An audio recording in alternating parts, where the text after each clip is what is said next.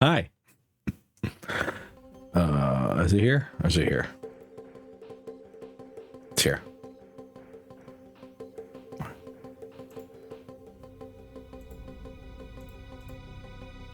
Sorry, I just realized the texts are different on those two screens for some reason. For the most recent follower text. So, optimize. Optimize. How long has this button been here? I'm afraid of pressing it on everybody though, because I'm afraid it's gonna like do some weird stuff.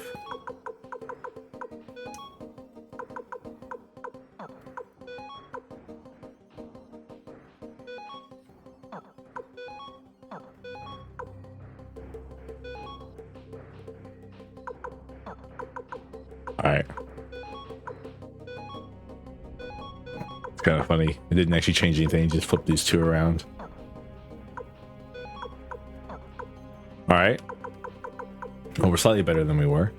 I didn't do much. I did go back to, I did go walk around a little bit. So what I did is I bought a fog robe to give to Tengar. I bought a fog robe to give to Tengar since she is stuck with the wind amulet here no matter what.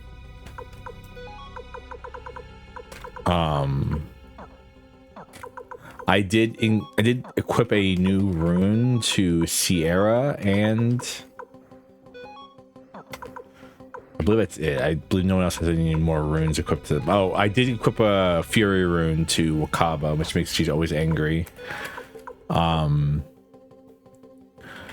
I gave Sierra the blinking rune so she can teleport objects. I don't think it's actually that much more useful than it was. Everyone's level 61, which seemed to be about the time where the game started making enemies run away from us. Not this damn thing, apparently. And we're able to kill that thing in like one cycle. Other than that, I was walking back here after going around and seeing if there's any rare items worth buying, and what I was trying to do was clear out our inventory because we had a bunch of stuff here, like these gold bars, crystal ball, and all that. While I was doing that, I found... Let me see if I can get back there.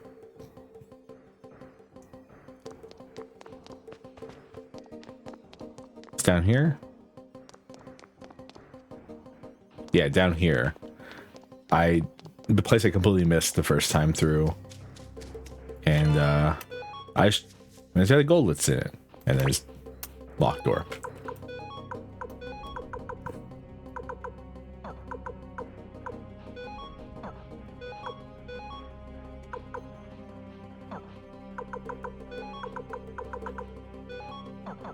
There we go. Tengar needs a little bit more defense. Is one of her biggest problems we have is that our back line, if it AoE hits, it actually kills them pretty easily. I do believe she has a way to avoid magic on like a 20% chance though. So like it's not that big of a deal. And like I said, we are now officially of level for the dungeon. It took me about, I want to say like an hour and a half to an hour to farm all that, which was, you know, I'm very glad I did it off stream, because like I think I would have lost my mind sitting here on stream for an hour, because like I think of things to talk about and there's not much interesting stuff going on. I was just walking back and forth like this, waiting for enemies to spawn to kill them.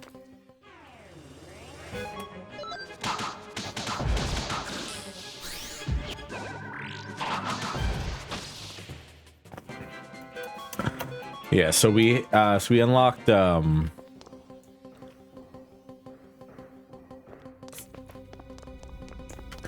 Level 61 now. I made it where she's always angry. Excuse me. I really gotta start muting to those because they're actually way louder than I think they are. I apologize for every burp I've done into this microphone because it's way louder than I thought it was.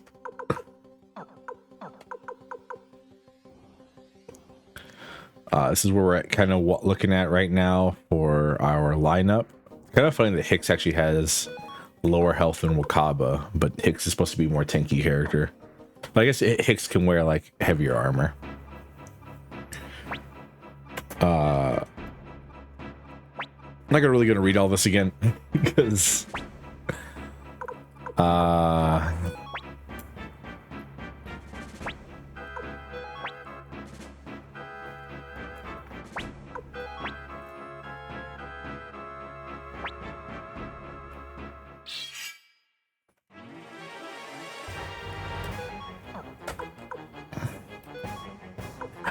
it's really funny to me that the bribe command is there because, like, I'll be honest with you, I see zero reason to ever use the bribe command in this game. It's not like the enemies are that strong. Maybe, okay. I think I'm actually gonna just attack here with him.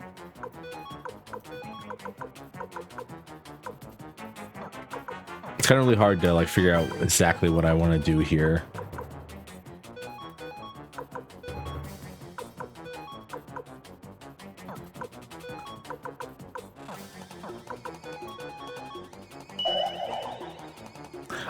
I think I need to bring the other rune, the rune that I had on Nanami. I miss Nanami so much. I miss having a healer.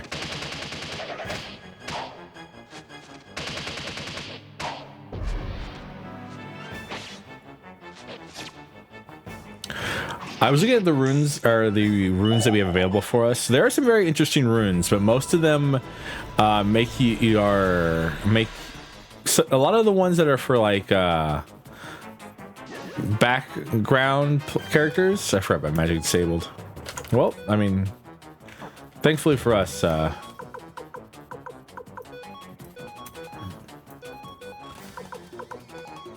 magic disabled doesn't really mean too much. But as I was saying, most of the ones that are for like melee fighters and all that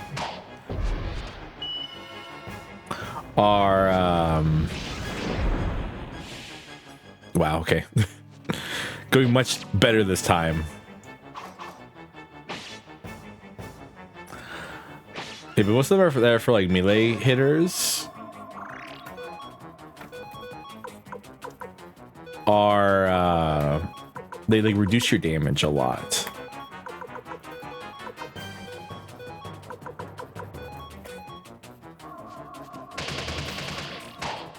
That knockdown is just so strong. We gotta keep, if we can keep knocking down people, I'm pretty sure we are fine. But like there's one for like people who are long range who don't use bows, and what it does is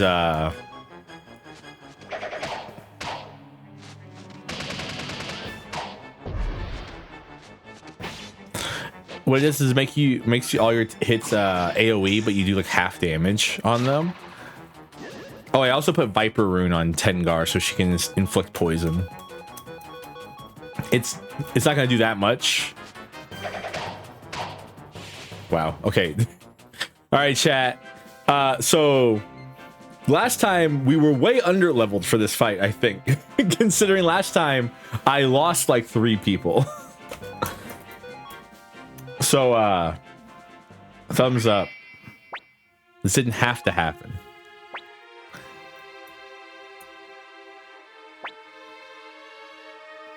Aw. I don't understand. You hoped Jowie would lead you to a better future, but all he was doing was continuing the war that Lucas started. Like, come on. Travis, how are you doing, by the way? My dear compatriot.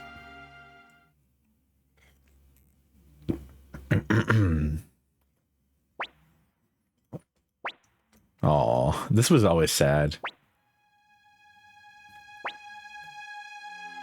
I would trust Jowie. Also, again, Palika Palika looks so wrong in this art. It's like the art where they used of Jowie when he was getting married, where he has like buck teeth for some reason.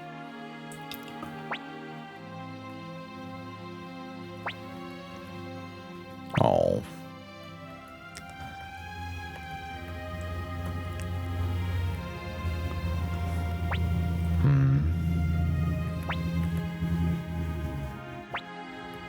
Palika. Oh, poor Palika. Because, like, Palika literally has lost everything at this point.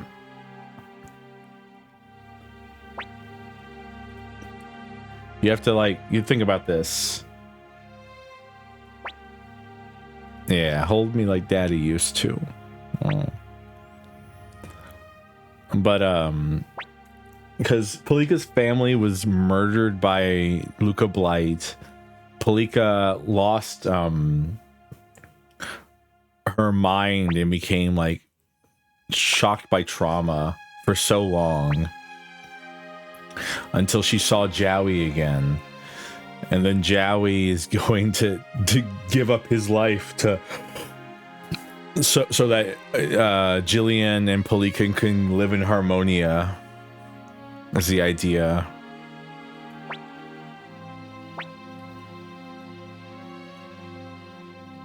And Jillian actually loves, or Jillia, excuse me, actually loves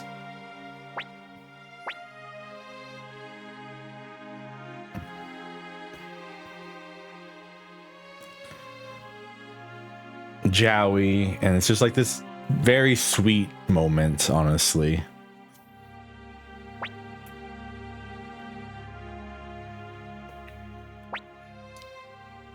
Oh.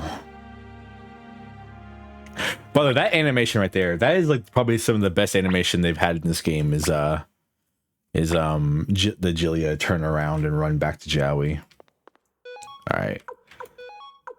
We actually made it through that without using, we only used one spell slot, I think, the entire fight, which is good because this next fight is the actual fight. Leon Silverberg. Torbo, though the outcome is not as intended, I must admit I'm impressed you made it here, that you emerged victorious. Well, this is the end, the beast run, the incarnation of hatred that is Luca Blight's legacy lays here before you. I can no longer maintain the seals when the materialization has already unleashed its thirst for blood on the citizens of Muse. If unleashed, this beast would ravage the land until all has returned to nothingness, just as Luca Blight wished. This is your final trial, Swervo. Are you ready up to the task? No, I'm not. I'm not up to the task. I still don't think we're good enough to kill this thing. This thing is like insane. Can't skip the FMV, by the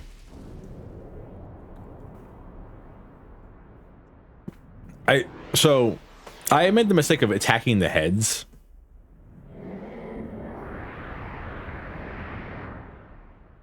But I think you have to attack the jewel in the center. It's the only thing that seems to take damage here. You have to attack the rune itself. The heads are just there to do damage to you.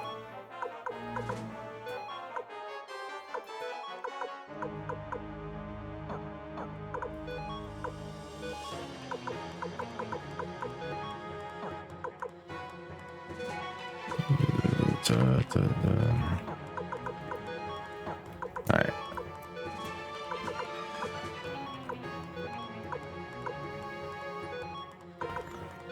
Trying to figure out,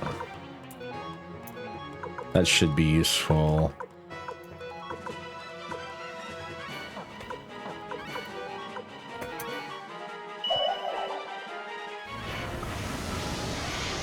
Magic Reflect, even though Magic Reflect doesn't really work all the time, which is the problem, I think. It's because sometimes it works, sometimes it doesn't. All right.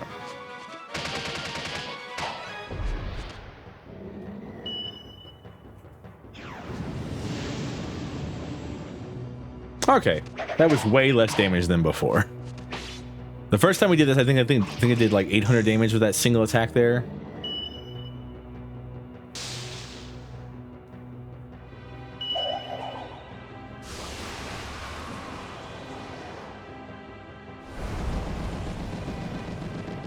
That's really funny.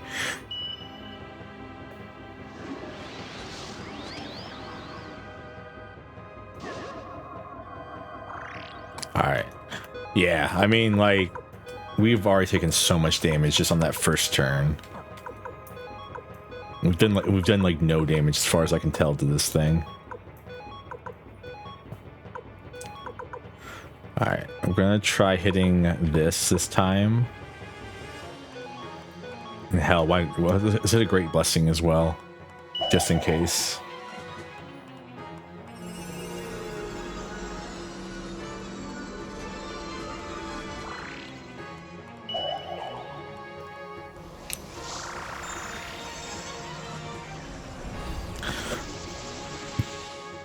Oh, looks like the legs also take damage as well. Might want to attack the legs. All right. The rune's wobbling and waving around now.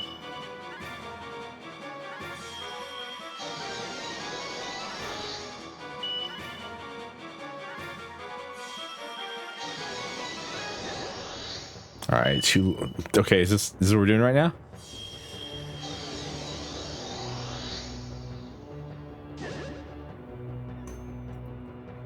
I don't know what that debuff is.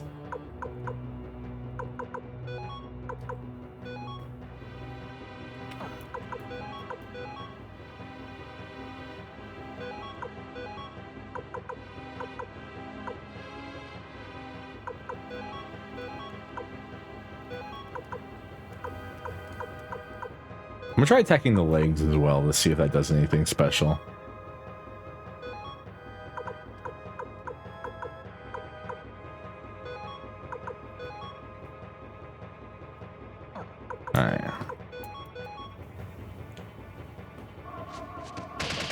Alright, there's a crit. That's good.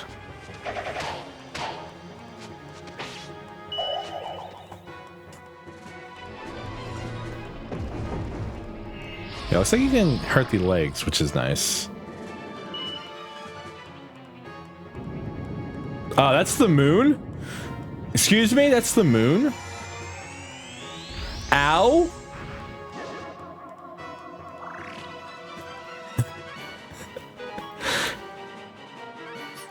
You can't just summon the moon to attack me.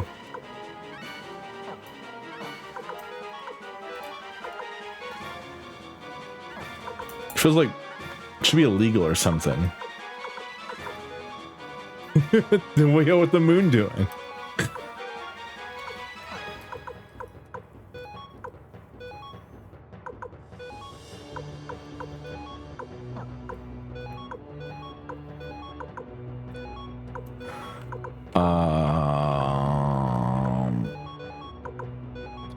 I don't know if this will actually do anything, but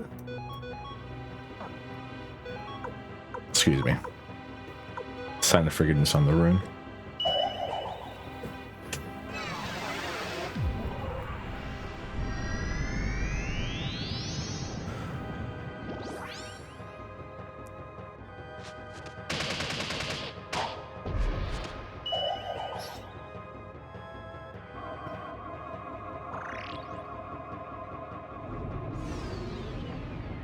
I forgot how silly this one is. At least Jiao is a bunch of swords. This is just like the shield pops up and then takes, and it deals all the excess damage to the rune. Oh, okay, the rune is officially dead. We've done it, chat. We've killed the rune.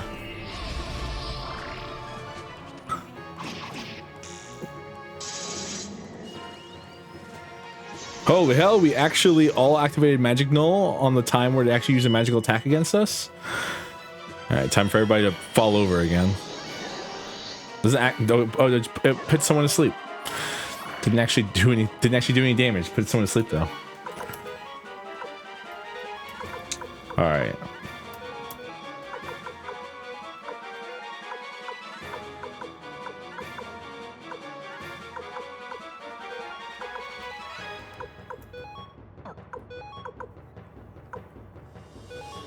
Shredding Wind, and then Battle Oath, obviously.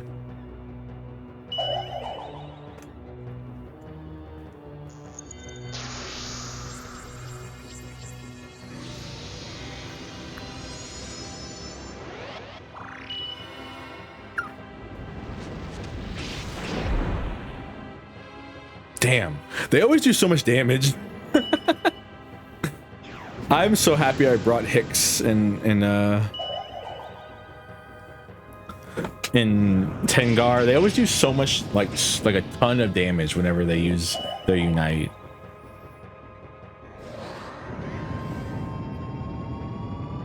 I'm still mad that I can't use the Moon Rune on her.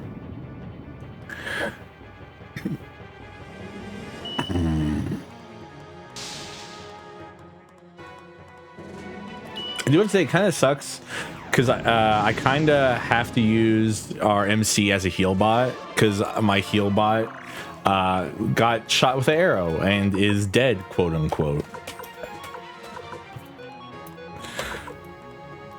I shouldn't call her a heal bot. She's much more than that. She's one of the best characters in this game. I will put respect on her name.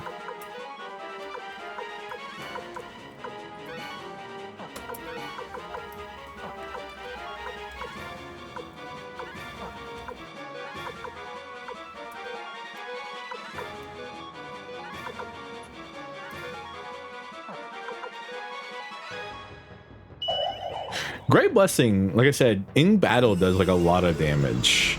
Out of battle, not so much. Or it does a lot of healing. Like out of battle, it only does it's like base 75, but in battle it does like all of that. Damn, how much HP does that one leg have? Oof, I think our defense is gone.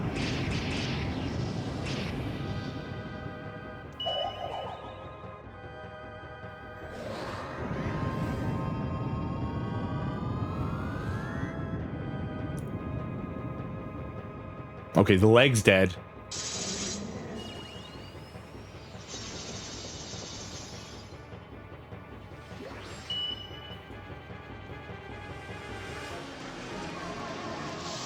Oh, the rune's back.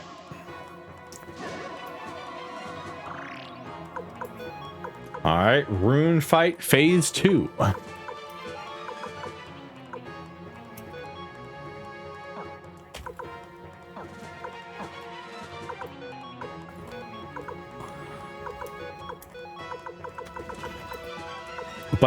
But the rune also only has oh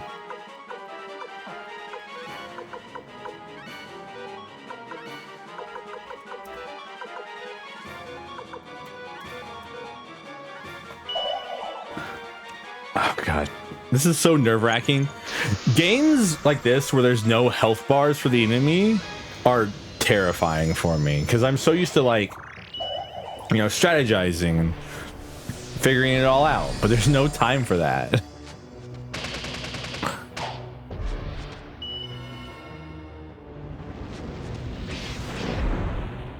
There you go. Got it in one turn.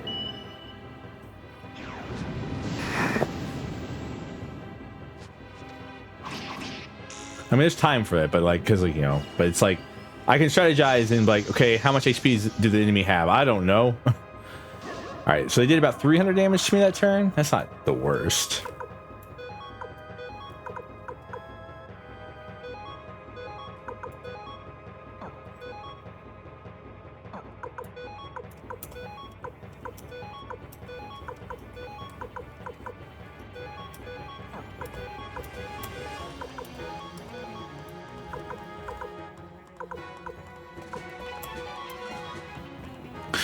I really should that heal their damage is the plan.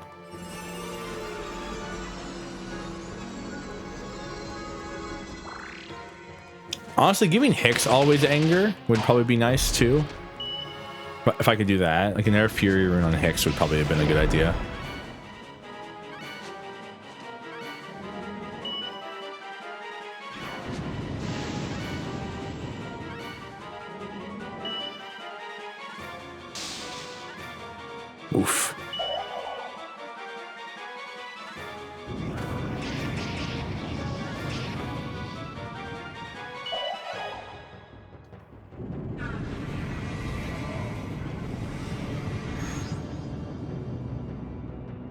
Damn, how much HP do these things have, I wonder? Oof. Alright, if you use our second battle oath, let's use our last battle oath here, I think.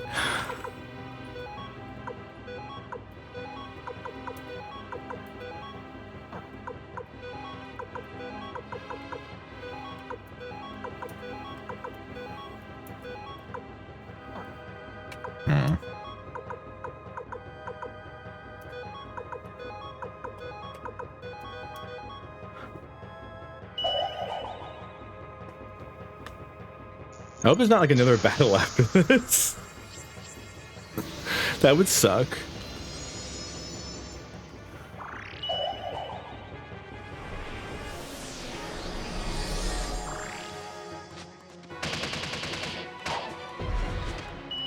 Come on, that like needs to die so bad. I've done like 3K to it already. What do you mean it's still alive?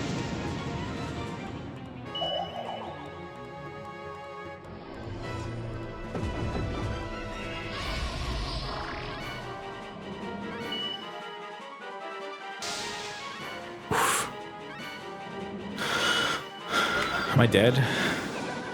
No. Okay. I'm getting impatient on these turns. All right. I think I need to use another. Okay. I think it needs to be just an attack turn with Hicks.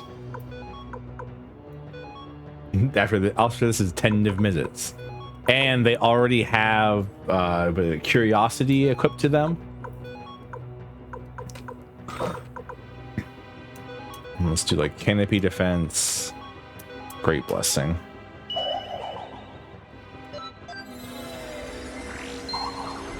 All the heals.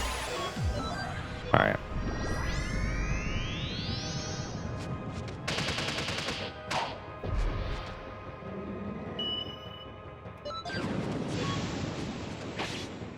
Okay, no. Hicks just hit for 15 by himself. Okay, 1,500 by himself. That's good.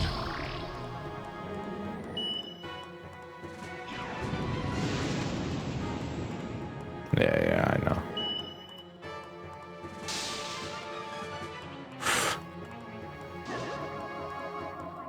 All right.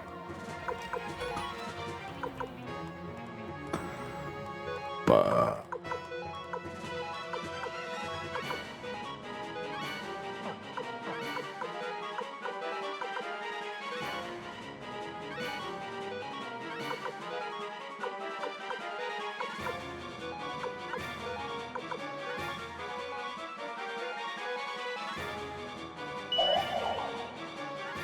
I mean, to be fair, I think this is actually a good boss fight. Like I'm complaining, obviously, because it's hard.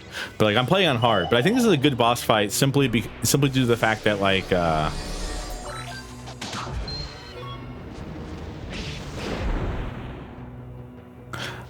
this is literally a rune. It's like one of the strongest true runes. This is a true rune that we're fighting right now. It's kind of like fighting the dragon rune at the end of Suikoden 1 in a way. All right, cool. Dodge one of those. That's nice. Kind of sucks that this thing gets like 4 attacks every turn. I know it's because like it would suck for them if like it would suck like if we could just like out attack it, but at the same time, let me out attack this thing.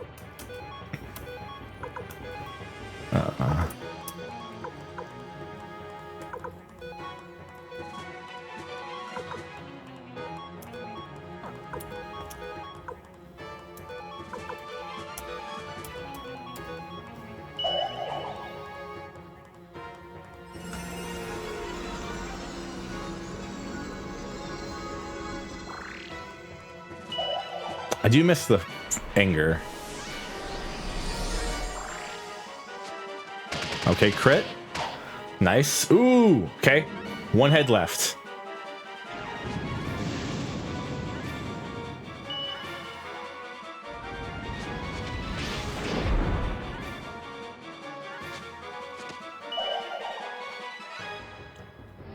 All right, one head left means should be less attacks coming from this thing. Unless this one head just gonna get 5 attacks. That would be frustrating.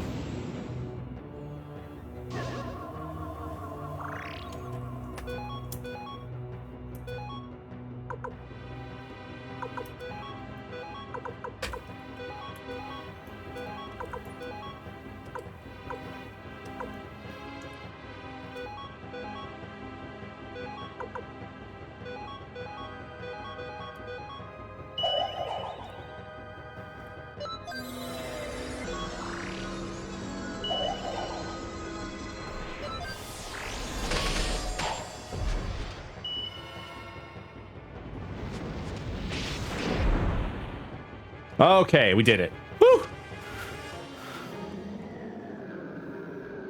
Beat the beast rune.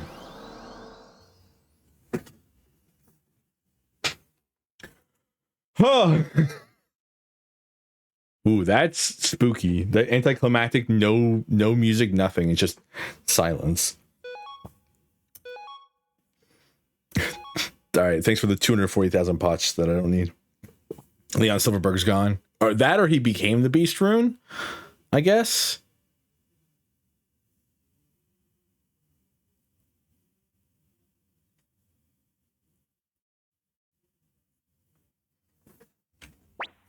Wow. Is this the throne room, huh? Then where's Joey?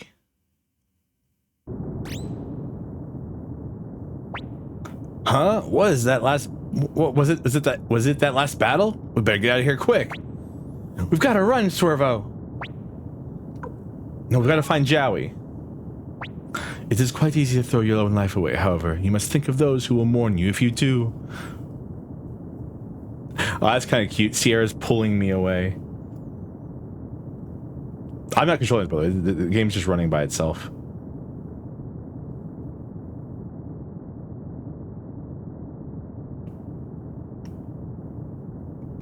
All right. I mean, this is pathing. That sure is some pathing right there, game.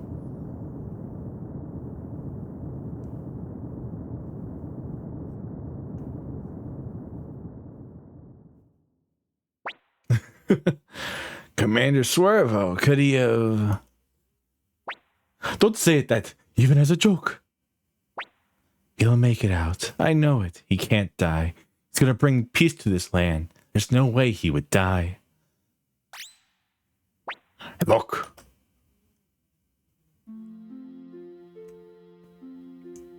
Whew.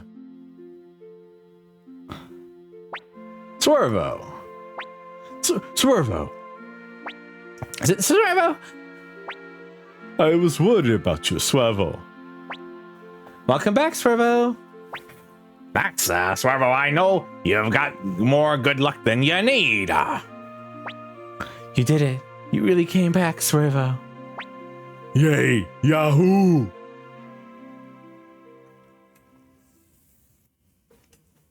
Huh.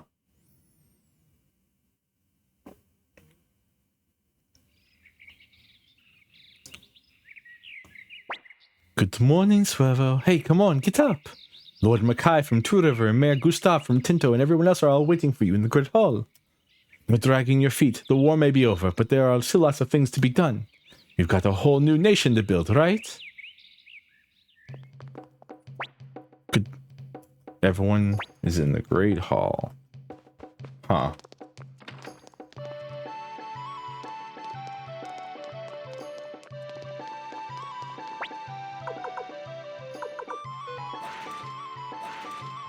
I'm confused right now.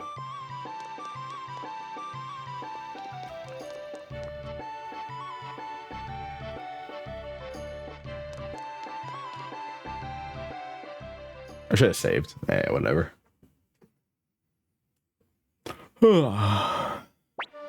We've been awaiting you, Commander Swervo. I commend you, Swervo, Commander Swervo. Now we can leave behind this long, long history of conflict. Well, at least now there's one less enemy threatening the soil of the city-states. But we still don't know have true peace in these lands. That is why we are here before you today with our quest, Commander. So long as the Holy Kingdom of Harmonia exists in the north, stability here will remain uncertain. Furthermore, the Surly States won't fall to nuclear blight because no one trust exists between us. What this land needs is a single, undivided nation. Thus, we ask that you found the Unicorn Republic here and serve as its leader. Master Shu has already brought this matter before each of the city-states and obtained our consent. So, fun fact, there's actually a correct option here. The idea was voted on and approved unanimously by the 3 houses of parliament in Two River as well. If it means strong nation, we have no objection either. The Knightdom of Matilda is no more, but we will follow your orders in this matter, Commander Swervo. I agree with Miklatov. Luca Blight may have robbed the Muse of much its strength, but we still have lost our pride as the center of alliance. As acting mayor of Muse City, I also intend to follow your will in this, Commander. So there's a correct option here to get a good ending, and it's the bottom. It's the bottom one. You have to refuse to lead the Dunan Republic, I believe, is to get the good ending.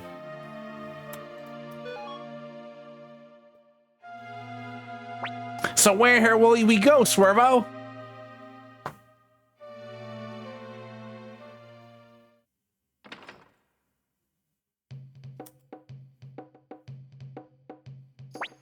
Hey, Swervo, where do you think you're going?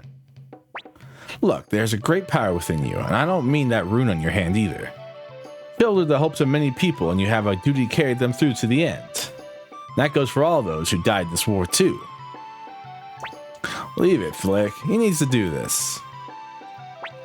But I just want you to remember one thing, Swervo. You always got a home to come back to here.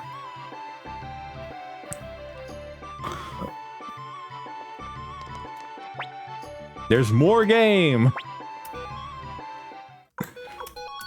This is the only way to obtain the true ending. Or the good ending. You also have to, like...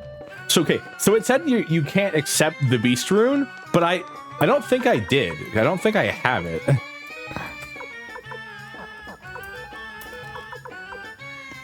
So I don't know what that was about.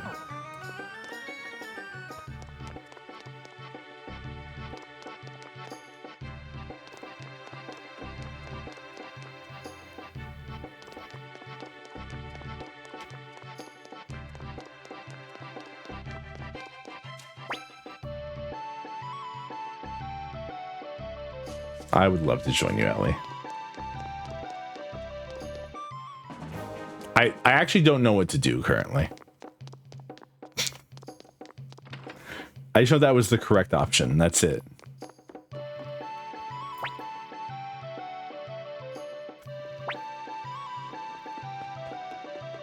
Just turns into a life sim? I mean, I would love that.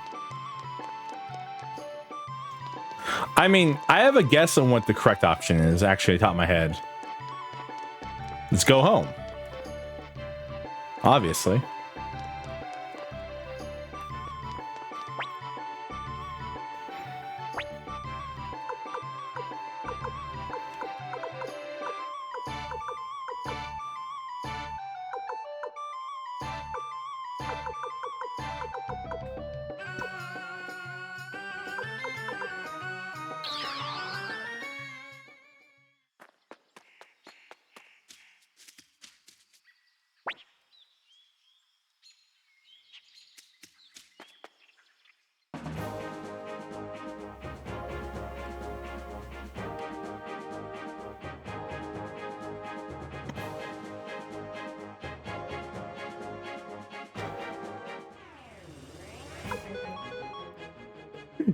Imagine being so strong that a Colossus walks up to you and you're like, you can leave. And you're by yourself. You're good. Just get out of here. I went to the wrong place. I mean, maybe my bed's the correct place, but home would be, in my head, be the correct place to go.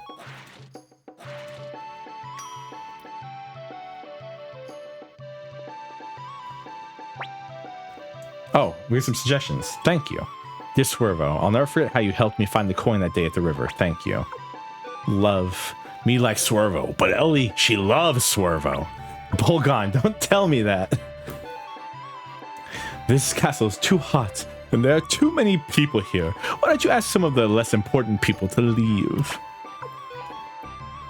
Yo, how you doing? No message in particular. Just thought I'd say hi. And Victor.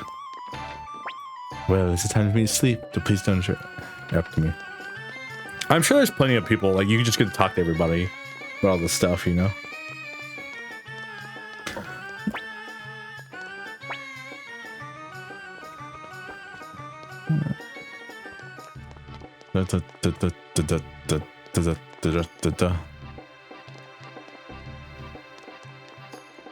Ooh.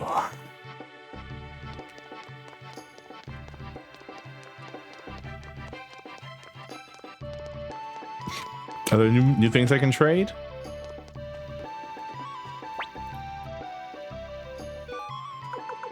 No. Still the same old stuff.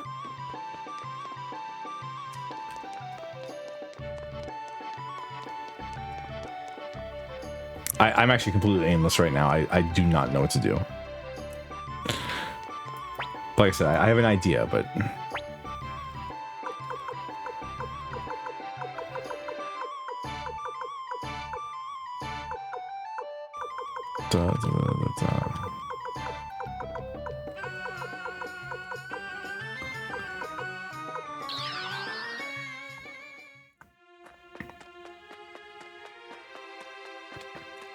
Well, I guess other examples of places to go. Here. Nope. Nothing.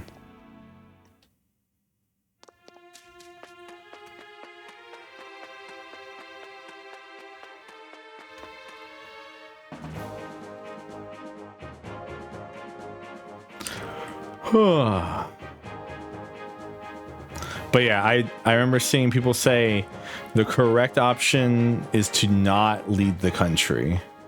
That's how you get the true ending. Or the good ending. But also you also have to say I don't want the beast rune, which I'm confused about that already.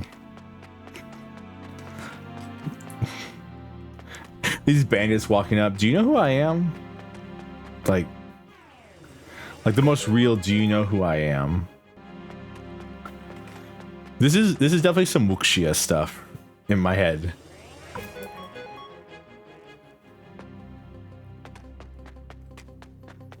Man, wuxia stuff's so cool.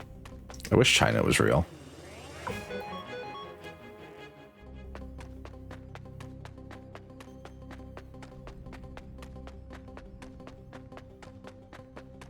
It's not real. It's one of my favorite memes is man, I love X thing. I wish Y thing was real. And it's always like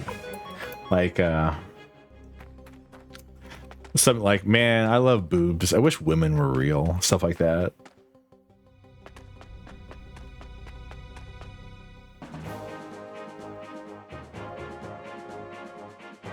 What the hell is the name of this village?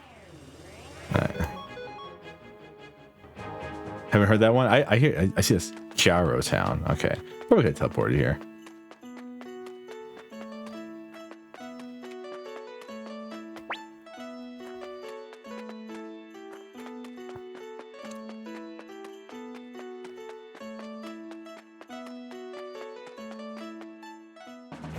Oh, wrong place. What the hell is Grandpa's house? Does it pass this? We also have not seen Raud, by the way. Has anyone seen Raud around? Kind of missed that guy.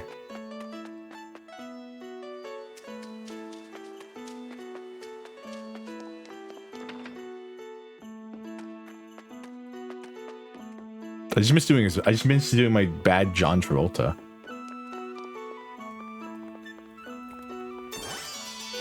Oh, I got a book.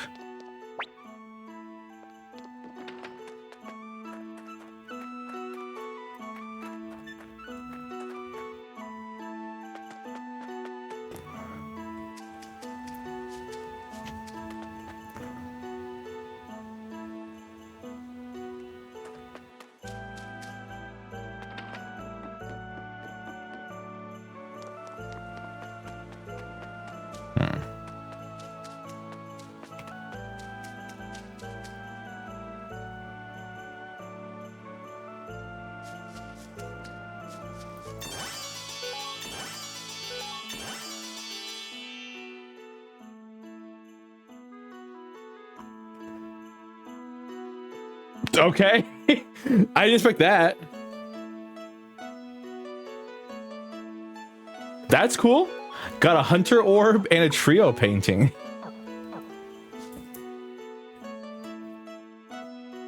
I believe this is where you could have, by interacting with this tree 3 times is how you get Muku Muku at the beginning of the game, by the way.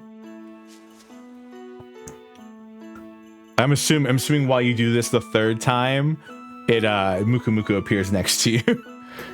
It won't now, of course, because, you know.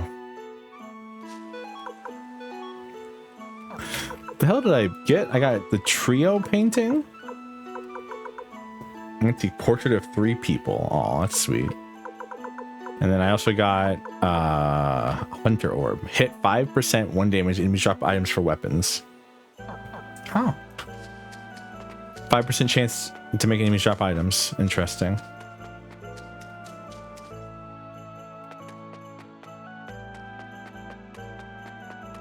Okay, well, this wasn't the right place. That was nice. I like that. Only other idea is back to Le Renewal.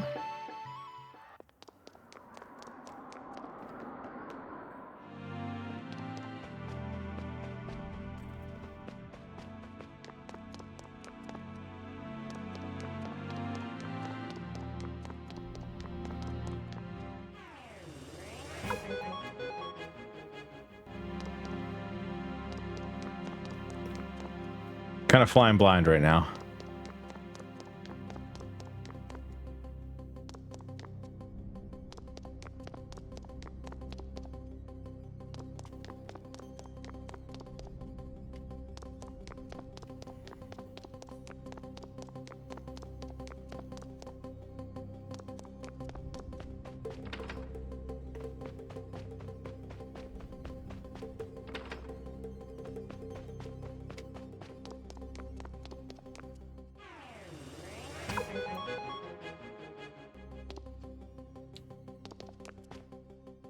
Maybe I messed something up.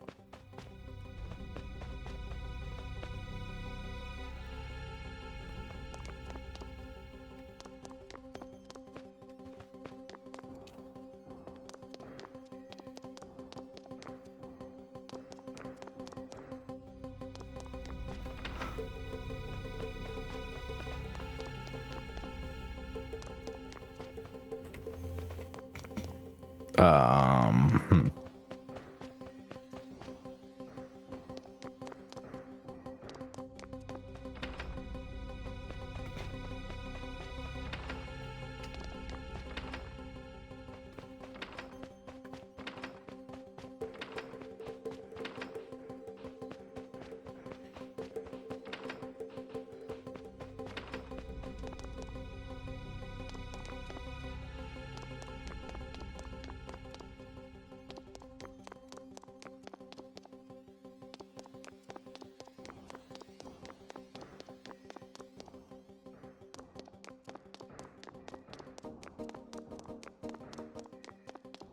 That's pathing right there. I don't know why they were doing this.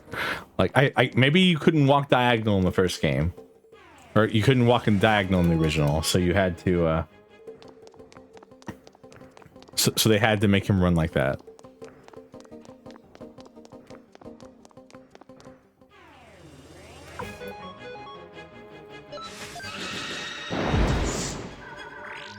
Hello, Naka. Thank you for the head pass.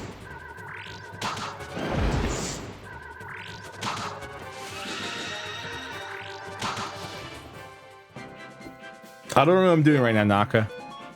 I'm kind of confused. If I had to be 100% with you.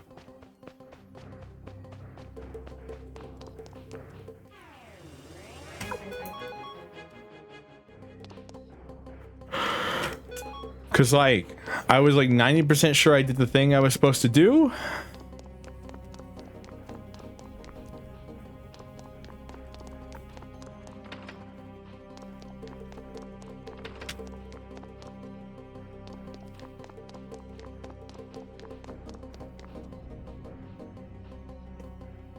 More likely, excuse me. Ugh.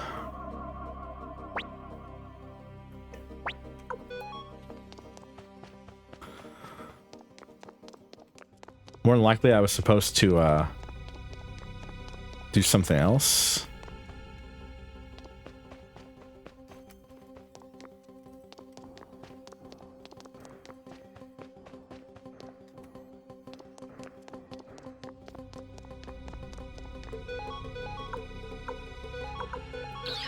Okay, that wasn't the answer, apparently.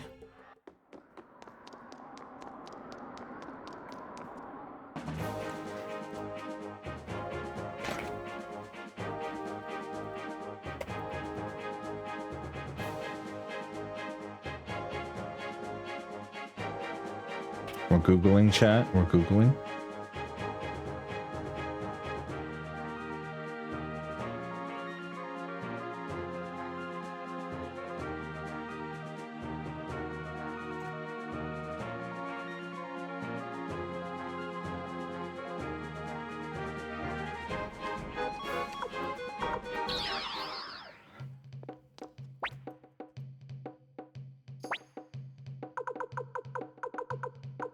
Okay, so I was almost right.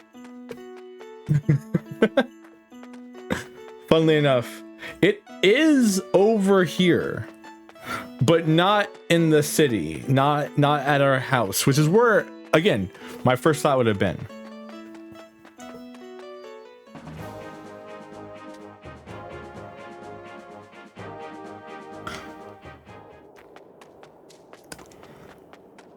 Apparently.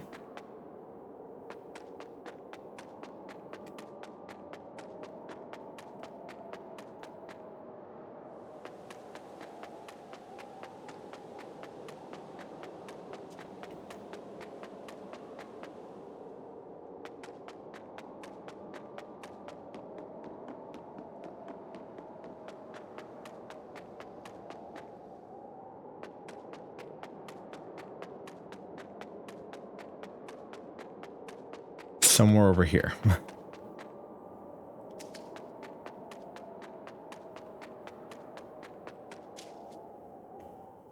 All right, well.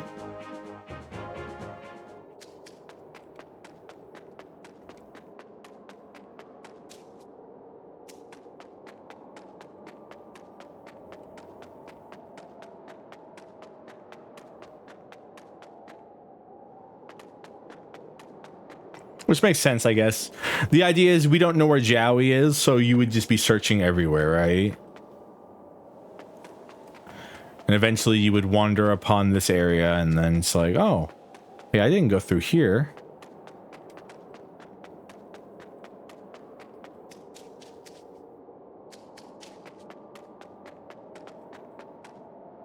I'm going backwards, or am I? I don't know where I'm going right now.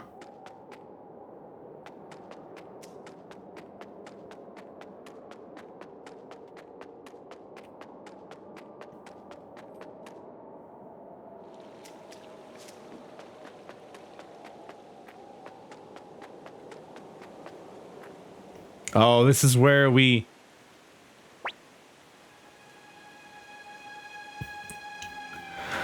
I forgot the very beginning of the game. The very, very, very beginning of the game. We struck here to basically say, if we ever get lost, this is where we'll reunite. Servo, you came. Just like you promised, here we are, once again. This is where our journey began. You and I started out walking the same path, but ended up going our separate ways at some point. Even so, I have no regrets. If I were to regret my actions, I would have done so already when I betrayed the Sea States and assassinated Lady Annabelle.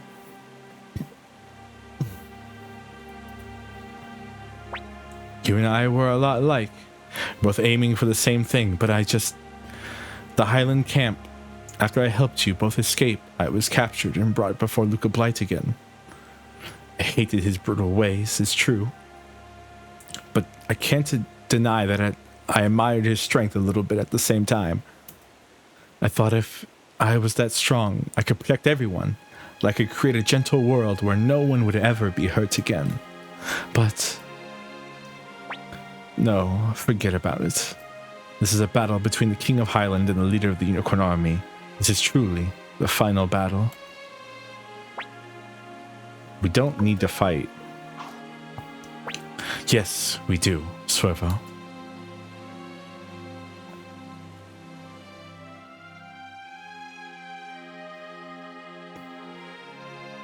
Now, remember something.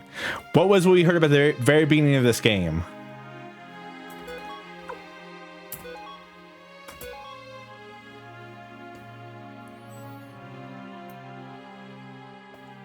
What did Genkaku do during his first fight? Or during his duel to decide the end of the war?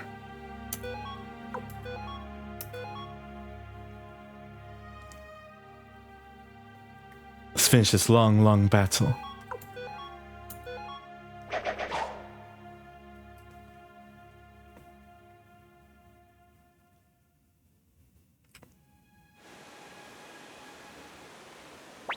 Why? Why have you come all this way? Only now decide not to fight. There's no reason we must fight. Oh, but there is, to remove any trace of the Highland Kingdom from this land. Agaris and Luca are already dead, and I put Julia to rest with my own hands, which makes me the last living Blight. And you are the hero that will defeat me. Extinguish the Blight bloodline once and for all, or there will always be fanatics who seek to revive the Highland Kingdom. After all, sometimes hope can drive people to madness. Let's make our war the last to ever plague this land. Here goes Servo.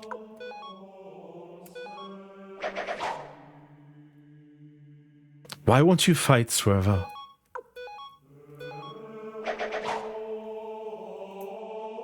You're the leader of the Unicorn Army, Servo.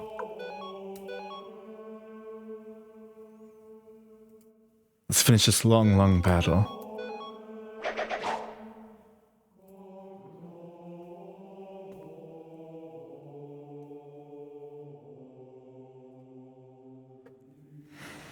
We have to follow in Genkaku's footsteps.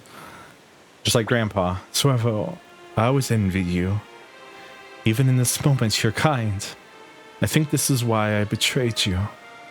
You're loved by so many people, so I... Jowie! I used too much power. The beast rune that Luca tried to free. I had to use my black sword rune to stop it. Our own two runes together, they make a true rune. But when used alone, they draw upon our vital energy. Servo, at this rate, we'll both die. So I give you my life, so that two can become one again. Servo, give me your right hand.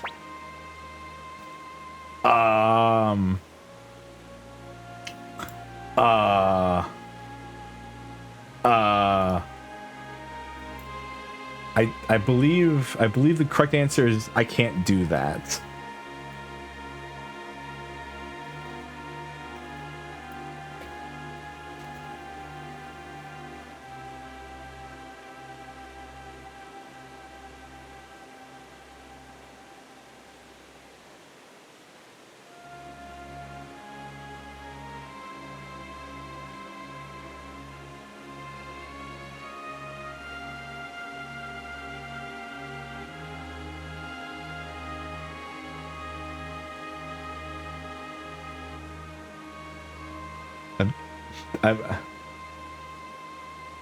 Sorry, one second. Better make sure that I'm getting the correct thing.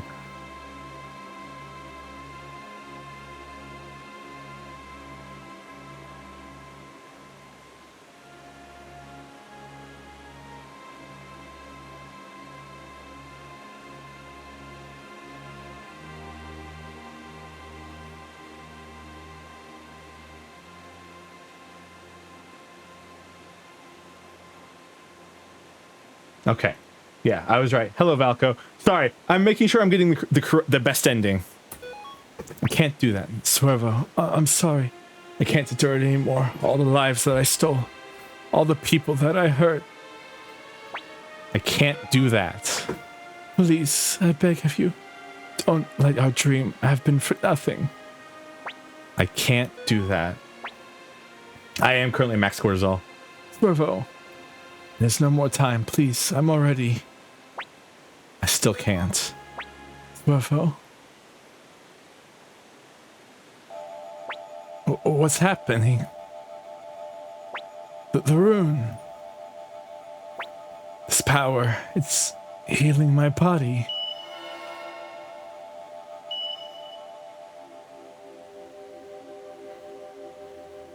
Hi, Leknat. What's up, bud? What's up, girl? The rune of beginning. Its power to judge conflicts appears only once the bearers of the two runes that compromise it have faced each other in battle. A battle much like that which birthed our world. Despite all this, Thuervo, you chose not to fight your spirit and those of the 108 stars of destiny. They are stronger than even the power of the true rune, the rune of the beginning. Just as I thought, you possess great strength. Go forth, Servo and Jowie. The world still holds so much for you. It is full of the unknown. There's no reason for you to stay in these lands.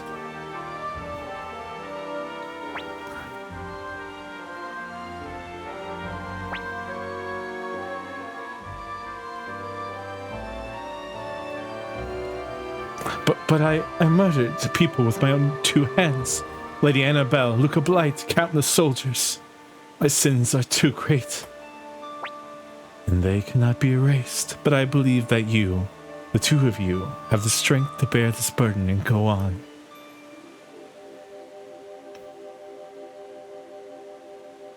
Divinely blessed toxic Yowie. Damn right. That's what we're doing in here. I miss Ellie, though. The man called Jowie Blight has no place in this world anymore. But if I leave this land and name Jowie behind, will I still be me? Of course. Servo. This is the place where our journey began. How long has it been since we were first here? I've been like 30 hours? Let's go, Servo. Let's make this place the beginning of our next journey. Jowie has joined the party. Jowie, come on, man. You didn't level up. You didn't level up. Were you relying on the fucking sword rune so much? The black sword. What? His weapon is level 4. That's why you couldn't beat me.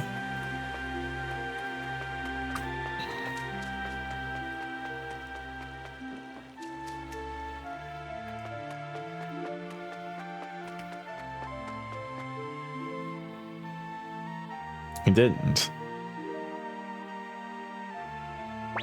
If we hadn't run away then we'd have problems, because without you two, peace never would have come to this land.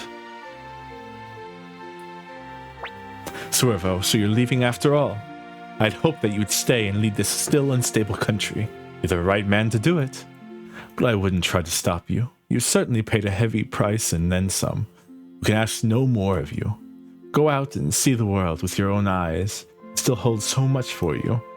I hope that one day, when you're finished with your journey, you'll come back. There's just one thing I have left to report. Keeping secrets isn't loyal behavior as a subordinate. But I was explicitly told not to tell you. When the Nami fell in Matilda Knightdom.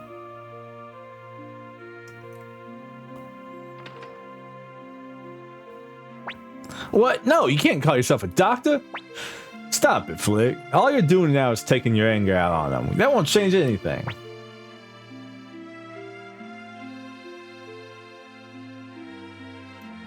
I know, but still, it's just too unfair for Servo. Damn it, first Kiba and now the Nami. We fought so hard together, scratched out victory together. Now it just ends here, like this. Damn it. Servo.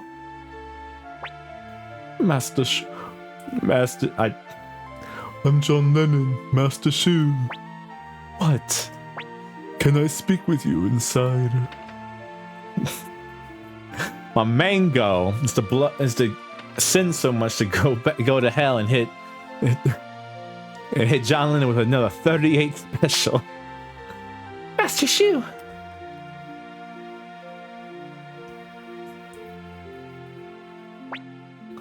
Dr. Juan, what is this? I'm so sorry. I put him up to it. I suppose you have a good reason for doing this. Yes. I'm thinking about going my separate way from Swervo for a while. That will sadden him greatly. I know that, I do, but I can't take any more of this, of Swervo and Jowie fighting. I can't bear to see Swervo in pain either. When the arrows flew at us, Swervo tried to shield me with his body, and that's when I understood. Swervo shouldn't be doing such things. A leader can't behave like that.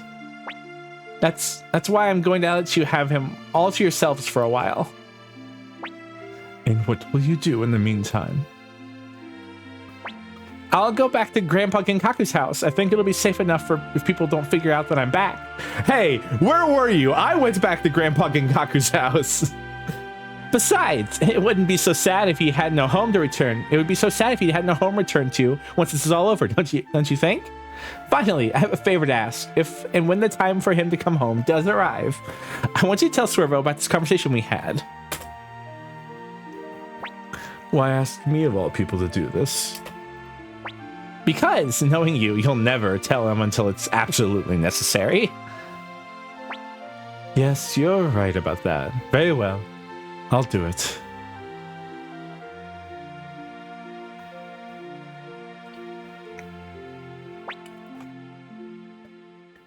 And so, that's it. Those are my final words to you as your strategist. Take good care of yourselves, Commander.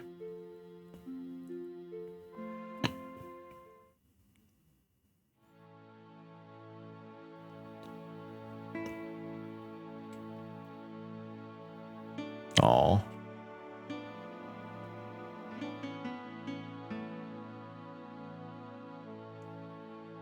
Aw.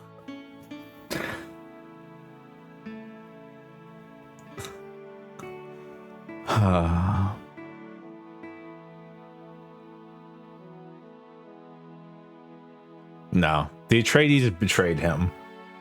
They don't deserve a single thing from Jowie.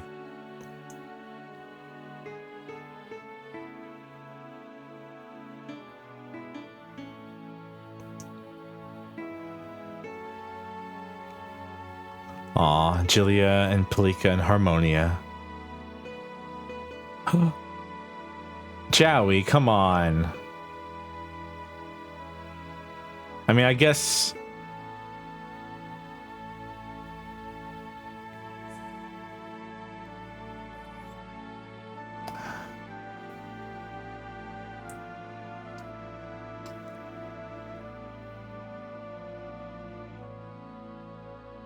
Jowie's trying to catch up.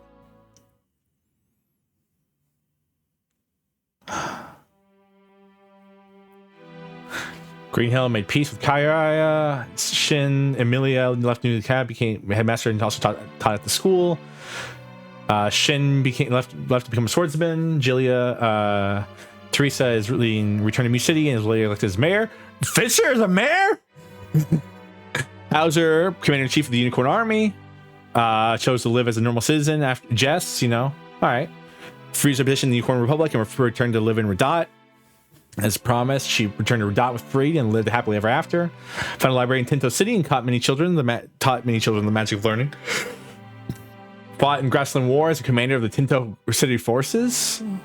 Living happily in the Two River, where she opened a restaurant. Occasionally visits Marlowe and marvels at his great scholarship. Returned to White Deer Inn. They live happily with Alex and Pete. Returned to White Deer Inn, but can't seem to lose his treasure hunting bug. Don Quixote left once again to go to be the Cheese Star in someone else's story. Reformed the Missile Knights, was put forward to the commander, but finally declined the honor. Continues to be a private investigator in Radat. Okay, you know. Okay, what happened to Wario? That's what I want to know.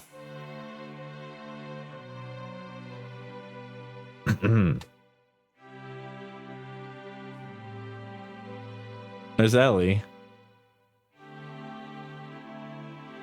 Ellie Bolgon, Annalie, Hohenheim. I don't actually know his real name, but I always call him Hohenheim. Shen's trying to hit on Rina and can't seem to do anything because Rina doesn't care about him.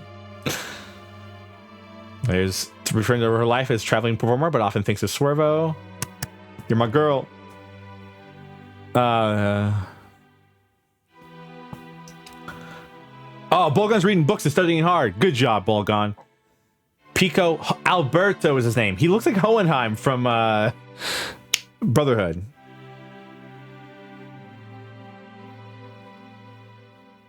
Return to Kaku is life of ribaldry and moral turpitude. Once more journeying the effort to discover the edges of the world. Good job, Templeton. Damn it, you're right. Yeah, I keep calling him Hohenheim because that's it. Pessermerger, he was right there. We killed him, I'm pretty sure. More Sindar, Lorelei. Try to find Killy. Sai patched up with the string. Aw. Sai went back to his wife. Hannah is now going to grasslands without saying a word to anyone. Zamza still infuriating as ever. George Prime with his contract over. He vanished. Whereabouts currently unknown. He's the main character of 5, I think Stu said. Or he plays a big role in it, at least. Anita's in Torn Republic. Probably hanging out with Milk.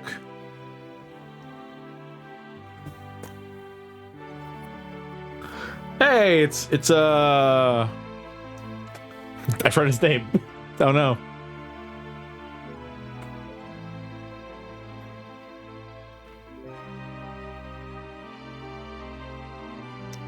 Ruff. There you go, that's his name. His name is Ruff. I think it's Rufus. And Ridley, excuse me. I keep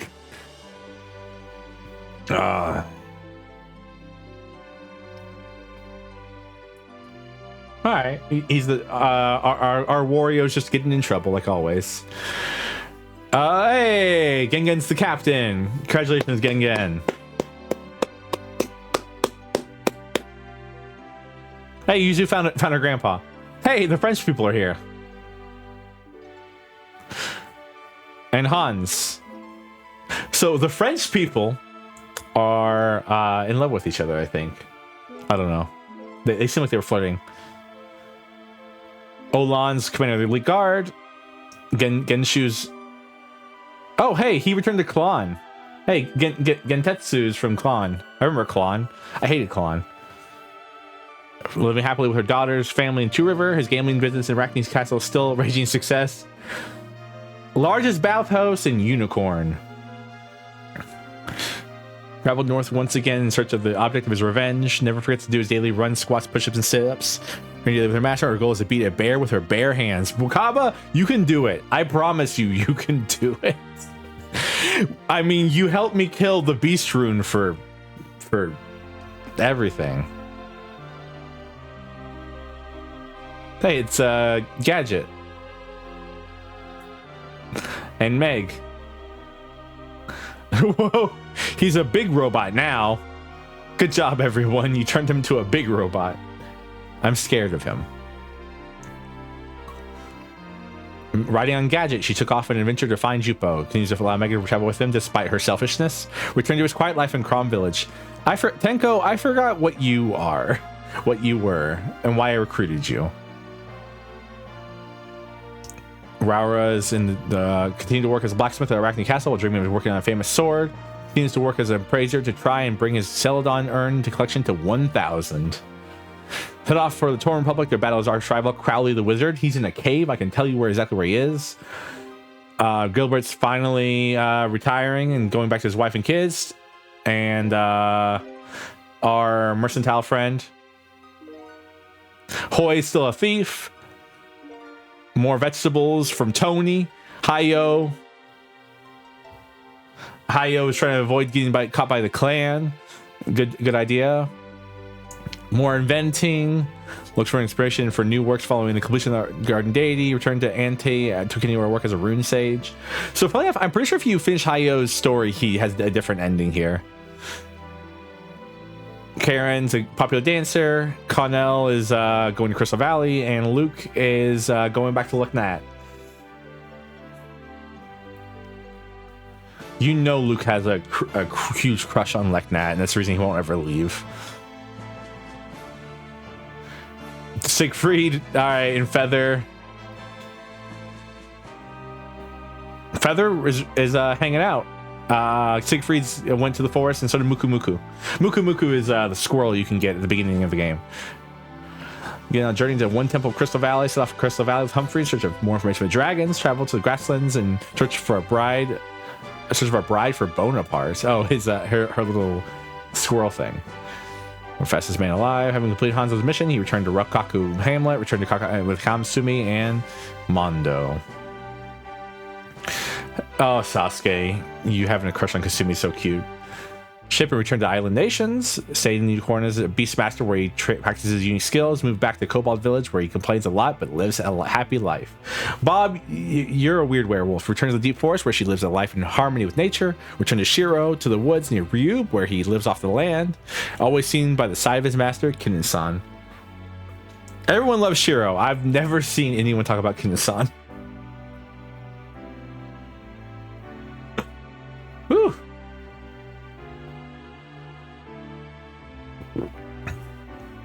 Hey, Victor and Flicker back to the fort. Where y'all going? Hicks and Tengar.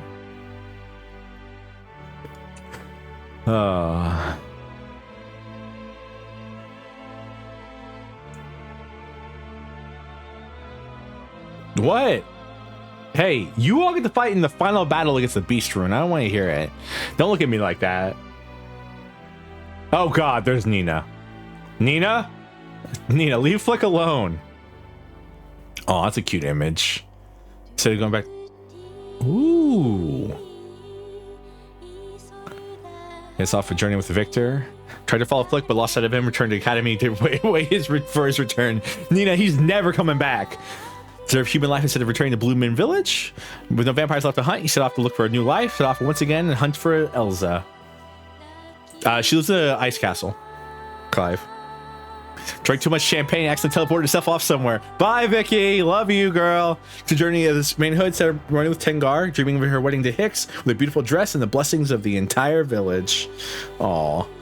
Led his own unit during Matilda campaign, was killed at the Mercenary Fortress, stayed in Unicorn, received training as a military strategist under Shu, returned to Rokkaku Hamlet, but still visits Reg Minister at least once a week. Became Keeper of the Vault of the Unicorn Republic, returned to Muse to begin treating people who were injured during the war. Tuta's a guy. Stuart kept saying Tuta was a guy. I didn't believe Stuart. Tuta's a guy? You tell me it's a guy? That's a girl. Lena. Ooh.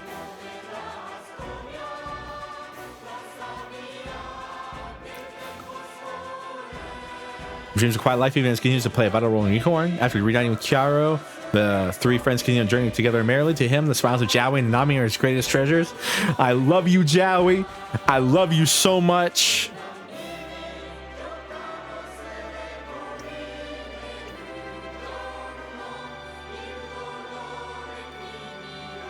Oh, this is really cute. I like this song.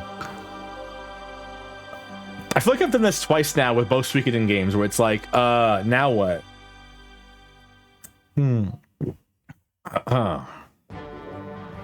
Suikoden 2 staff. Genso Suikoden 2. And Murayama Yoshitaka. Thank you, Yoshitaka-san. Oh, Ota Akiyoshi. I'm gonna pronounce these wrong. Surugai Yasuo Isobe Keiichi Chigasaki. Sorry. I'm sorry, programmers. I can't speak Japanese. I thought there was gonna be more fight after the Beast Rune fight. I didn't realize we were at the end of the game. I probably would have just kept going if I knew that. Oh, my dear Jowie. I love him. I love Jowie. Wild credits play.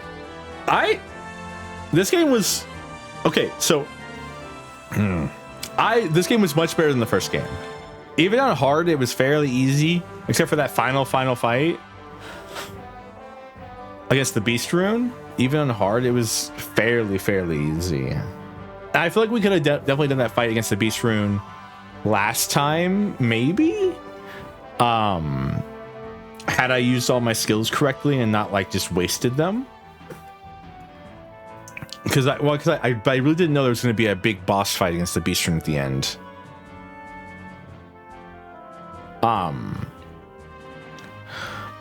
But being easy is not a bad. It's not a knock to it. I do think like too many games pride themselves on being hard these days. So being a pretty straightforward RPG where you don't have to farm for 30 hours to get like every item you need to like beat the game is nice.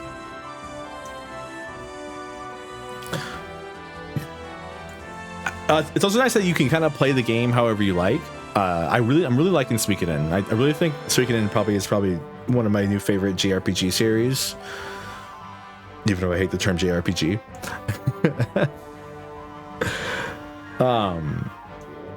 Man, the story with Jowy and I think his name is Roi and Swervo. Jowy and Swervo's story is actually a really sweet tale, and it's kind of nice to see that like finally that Genkaku that we managed to bring peace to the land by not fighting at the end. And it's really sweet because basically it kind of shows that like maybe Genkaku and the other guy could have fought or like lived better or whatever.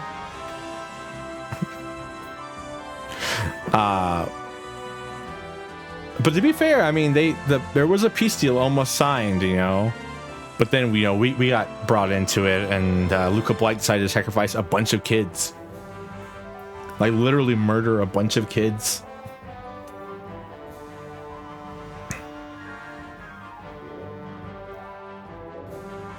It's kind of weird because like Jowy didn't know that Nanami was dead, I'm pretty sure. Like Jowy saw Nanami get hit by the arrow, but like in no way or form does Jowy know that Nanami is dead at that scene. La Passion Camus la Storia. I hate the French. But yeah, I mean, this game didn't really never. See, never right there. It says it right there, never. I don't know. I really like the narrative of this game. This game played really well. I'm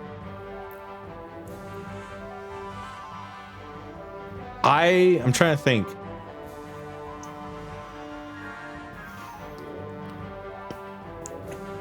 There's so many questions I have.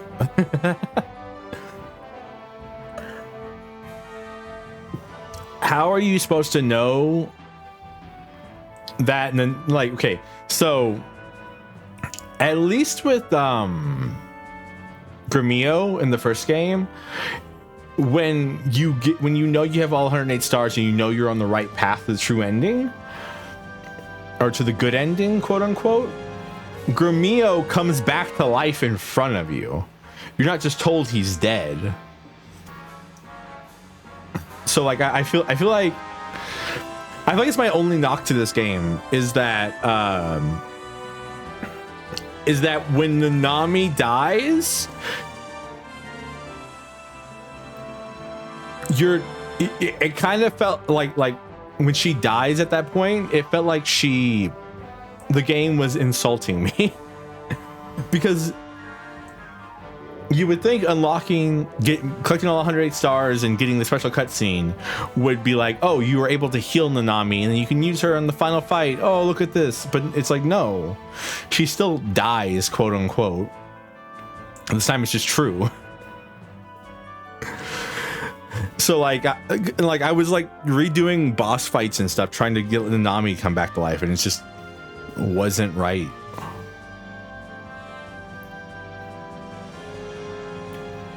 I don't know. I have my fair shares. That's probably my only complaint about this game. If I had to formulate a second complaint, it would probably be a lot of the units that okay, so I'm happy that, because unlike the first game, not everybody you recruited could be used as a fighting. The first game there was like some units that couldn't be used as fighting, but like a lot of units were just characters that you could use in your team for like no reason. Which I feel like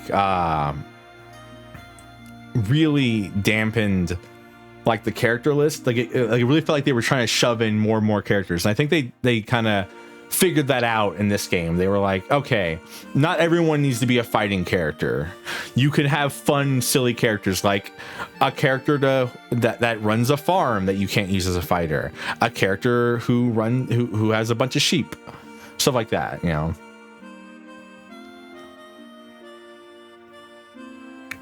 Also, this time it feels like you're really leading something and not just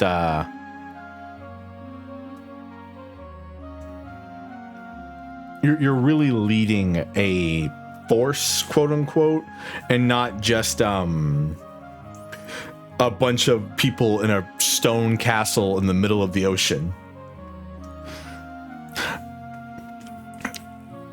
I guess my only other complaint is the battle system, quote unquote, sucked. Or it didn't suck. And the duels were better. I think the duels were better this time because there weren't like 8 of them. There was only like a couple, and there's only a couple, and they were done well.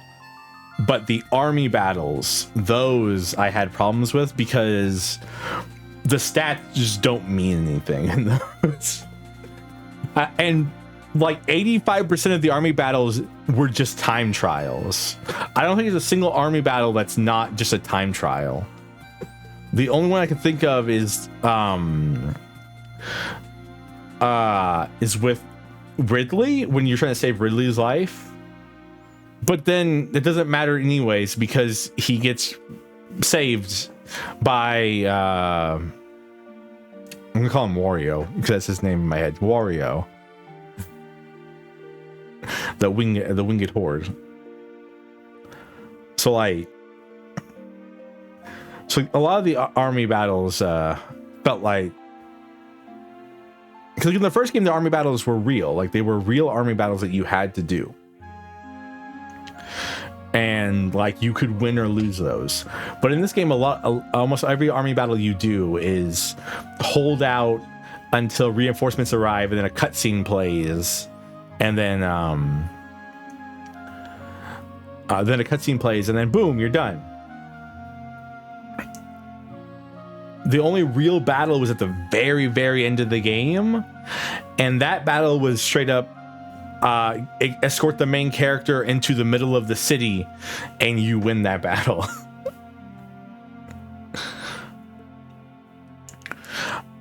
It's kind of interesting that there's some choices you can make in this game, because like Kuraya, you can either lock her up or let her go free. I'm wondering if that's a real choice or if that's a fake choice. I have so many questions. Thank you, Moriyama-sama, san. And also to all Genso Suikoden fans around the world. Konami Digital Entertainment. So I do want to watch. Oh, look at that.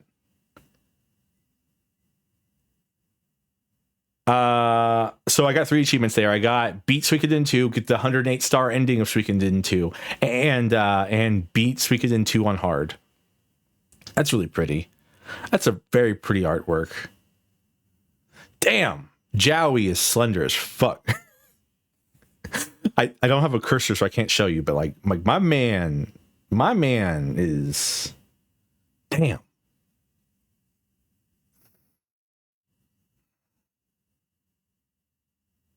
Like I played up like the whole like he's a femboy thing, but like my man is not built at all. My man is like, I mean, neither is Swervo, but like Jowie definitely it has like that lean body type. Huh. I'm really like, okay, I'm sad that we couldn't get a real romance going with Ellie. Really happy they stuck with the sister stuff with Nanami, because it felt like there was a little bit of for a second there, it kind of felt like it was kind of leaning into like maybe Nanami has more than sisterly feelings towards the main character, but they didn't. They just went like, just call me big sister, and it's like, good on you guys.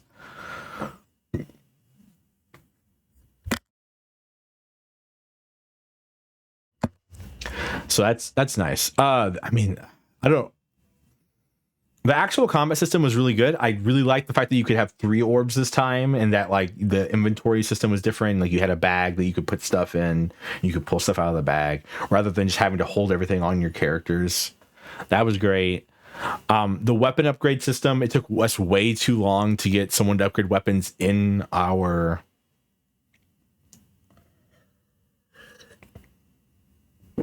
castle. And I mean, you could obviously say that's because we didn't know where to get the weapon upgrade guy, but at the same time,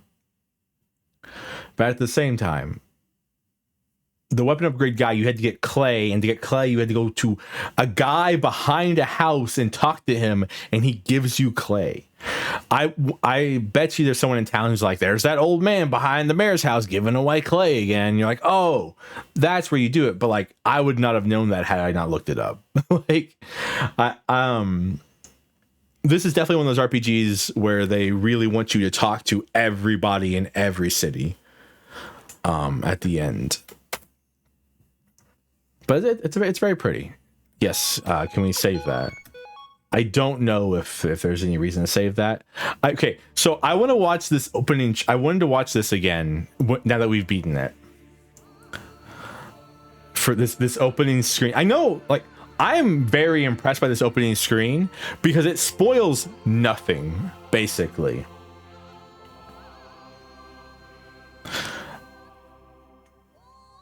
Like, outside of the fact that like one of us will have the rune, the shield, the other will have the sword.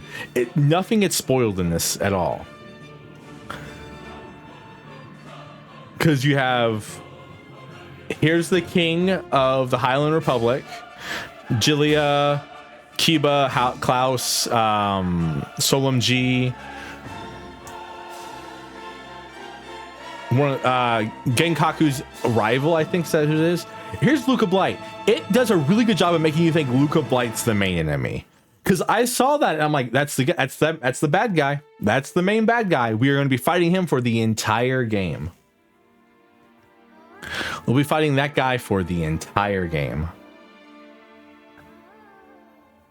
And, you know, this wonderful 3D art here, by the way. Like, this existed on the like PlayStation 1 or 2, whichever game, and this is beautiful. I know it's beautiful because it's like, you know, it's a perfectly crafted frame, but still.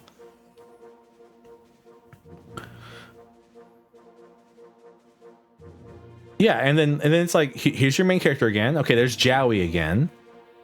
Nanami. All right. You know, nowhere along here did I think Jowie was going to betray us. Like seeing this every time we open the game up. Apple, Sheena, Tsai, Freed. Just random assortment of characters.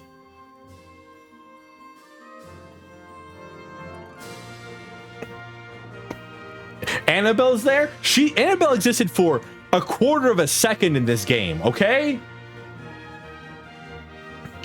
Can we acknowledge that Annabelle existed for probably like an hour in total of my gameplay time? Like if I would love to know exactly how much time Annabelle actually exists in this game, because she exists for no time at all, and then is murdered by Jowie, and then gone. Bye. Like straight up, like nothing in that right there at all was spoilers. I skip those every time because I'm like, oh, it's gonna be spoilers. They're gonna spoil the game. They're gonna show you the final boss. I could have watched that 8 times and would not have expected this game to go the way it did. There was more spoilers in the first conference of the Alliance than there were spoilers in the cinematic opening to this game.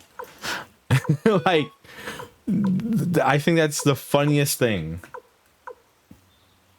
Oh God. So I wanted to see these. Okay, so we have KO, poison, silence. By the way, having the ability to revive people in battle, one of the best things they added in this game. Knockdown, lose balance. Target all enemies. Okay, I don't think we ever saw a target. We saw rust. I remember seeing rust. Hostile. Okay, it's kind of funny. They made Tengar hostile so she couldn't do Unite Attack. But also, they got rid of like the cool Unite Attack. They got rid of the family Unite Attack that we could do. Shrink. I don't think we saw Shrink. We saw Sleep at the end there. Anger. We saw Anger. Toasty. We saw that, quote unquote. Boost. Boost doubles character's attack power for 3 turns, but takes damage after the effect wears off. Interesting. Invincible prevents the character from taking any actions, but they become impervious to enemy attacks.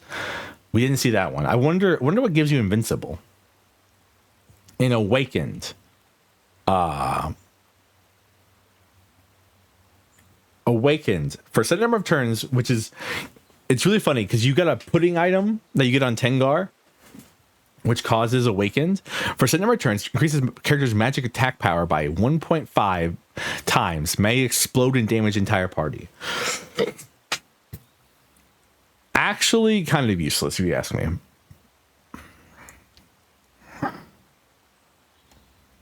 So what's Anger do? Typically, okay, all right. So Awakened is magic anger, but you can explode if it goes bad. All right. So yeah. So okay. So I really want to read this allied this army thing right now because I really want to know what the hell are stats. It doesn't even.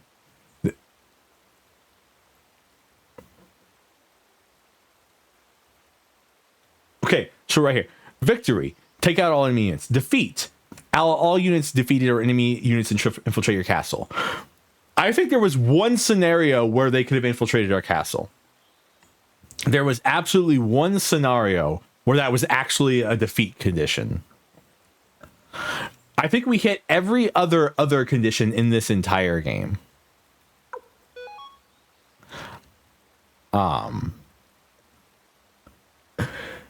Rune pieces is something we didn't really use in this game either. There weren't too many of them.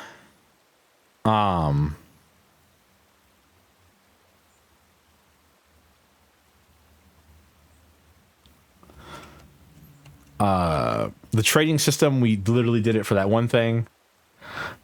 The restaurant, barely. Oh, hey, look, a map.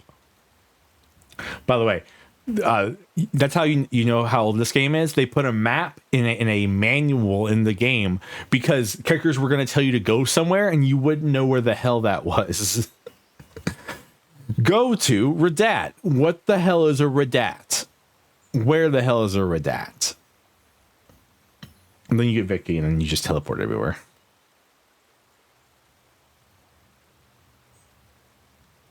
It's kind of weird. I stand by, though. Highland basically doesn't exist, which is really strange to me. Highland is approximately 3 cities entirely. There's 3 cities entirely in Highland. There's Chiaro, where you're from in this game. And there's Le Renault. I don't know. I don't speak French. Which is number 18 there. And then there's like one city at the very top left of where 18 is. And that's all of Highland. And somehow they had enough army, enough firepower, and a strong enough army, those three cities together, to fight. Because you look at this, the Highland is locked off on the top end above 18 by mountains, and then there's only mountains in the sea to the right of Chiaro. Somehow those two together, stronger army than 1, 2, 3, 4, 5, 6 even separate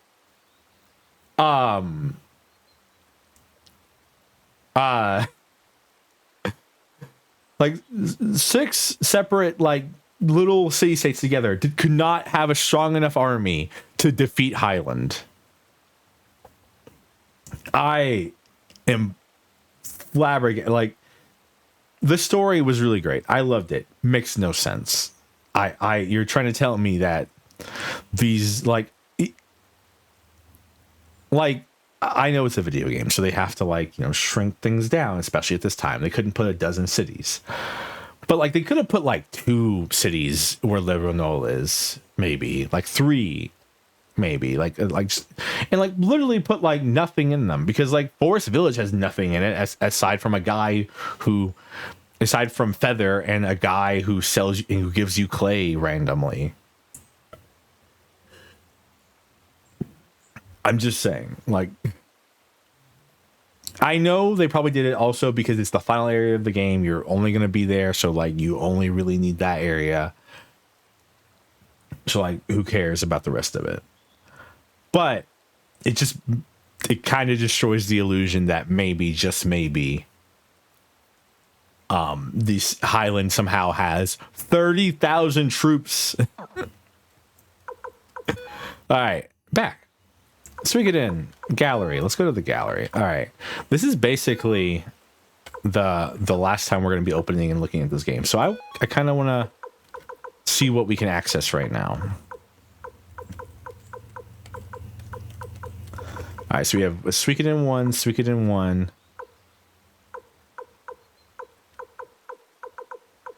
Oh, is this the original? This is what this originally looked like? Because I'm assuming they did remaster all these. I'm wondering if this is the original. Oh yeah. Oh yeah. No. This. Oh yeah. Oh. Oh, this is crusty. Do not adjust your monitors. This is just the way this looks.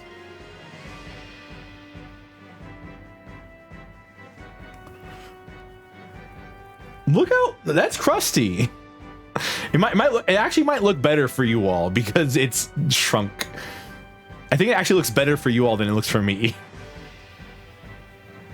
Because this looks really crusty on my end because it's blown up to my monitor size. Oh, look at those original visuals. Oh, that does not translate well.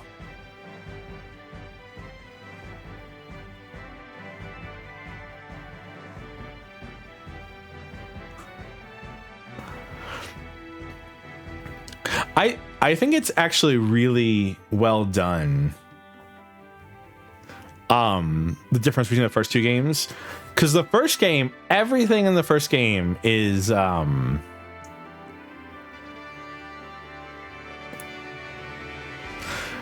basically one crazy woman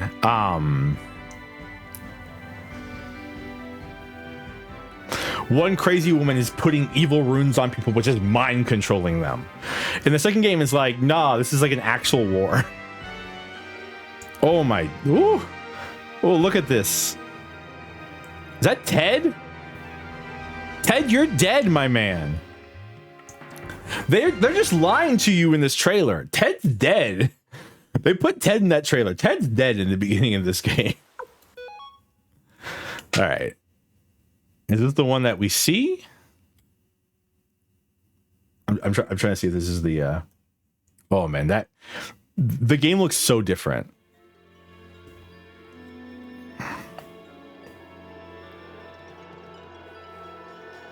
Between now, like when they did a remaster, when they say remaster, they actually remastered it. Because I feel like a lot of these days, a lot of games these days, like Final Fantasy, a lot of games these days,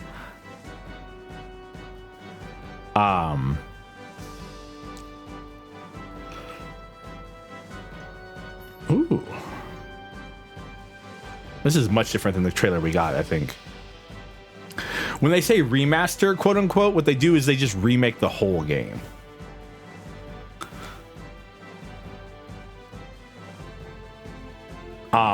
And then they're like, hey, we remade the whole game.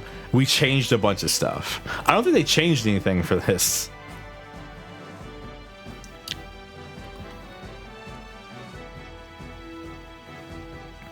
Oh, there's Servo. Classic.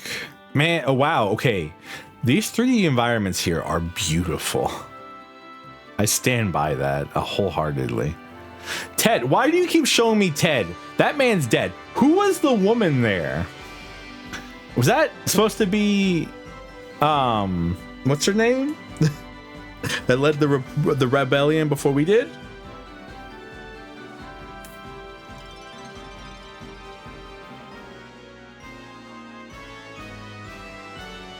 I told people who fucked your dad. I'm never letting that go. That joke was my favorite joke. Yeah, no, they keep showing Ted. Ted is dead, everyone. Ted dies within the first like 5 seconds of the game, I think. All right. Let's look. Okay, let's watch the second game's stuff. Oh man. It's kind of similar. It's kind of actually really interesting how they like remade all of this. Okay, this one's much more similar to the game we just played.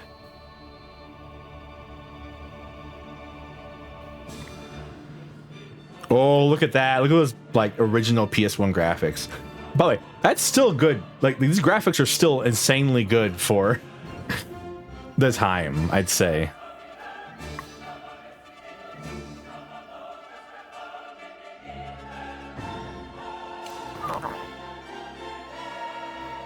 There's Luca Blight. Original Luca Blight.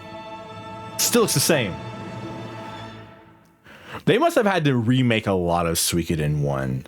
Like I feel like a lot of Suikoden 1 didn't make it into Suikoden 1 remake, the remaster. They probably had to remake a lot of these visuals because I feel like a lot of this. Oh wow, this is actually completely different here. That's still a good plant. I will live with that to the day I die. That's still a good looking plant. I don't understand what the whole plant analogy there is.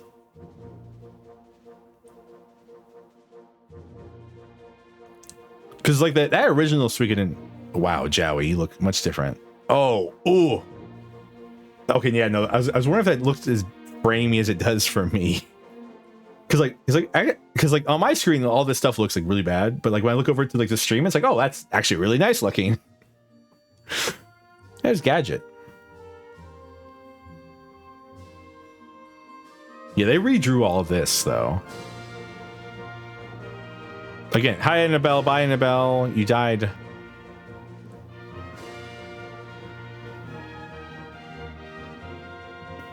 I miss you, Ellie. Shu, Sierra. Oh, there's 3 stars. The main one, Jowie being yellow, Jowie being Nanami being red, Jowie being orange or green. I can't. Oh god, I'm colorblind today. And then us being what we were. And I'm pretty sure this is just going to be the same thing again. So we'll watch a little bit of it just to see. Yeah. Yeah, this looks like just the one we just saw. Other than that, it's in Japanese, probably. What the hell is this?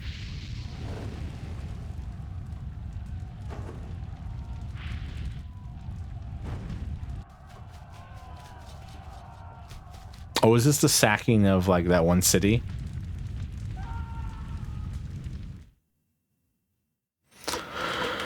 And then this is us running away from Muse, I believe. Escaping Muse.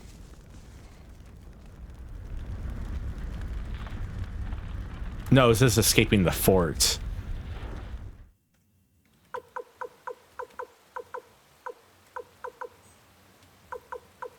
That's when Luca Blight kills people. This is Necrolord, right? Necrolord's music. You can tell they really loved it. They got really good at the 3D cinematics for Suikoden II. Yeah, him on the stupid pipe organ. So what I find is they had a 3D model for him there. It probably was pretty garbage looking, so they didn't actually use it, but they had a 3D model for him there. What was this? Oh, right. This was inside that cave. They made... I forgot how jacked that thing looks. They made an entire cinematic there for that.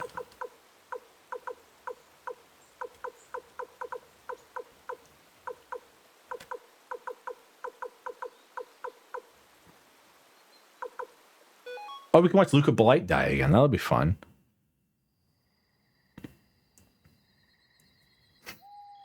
Oh man, this was honestly probably my favorite part of this game was Luca Blight's death here.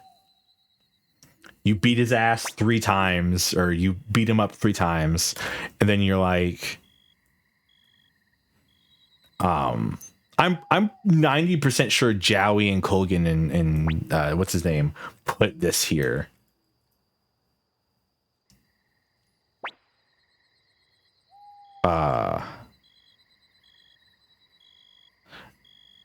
To tip off that Luca Blight would run this way.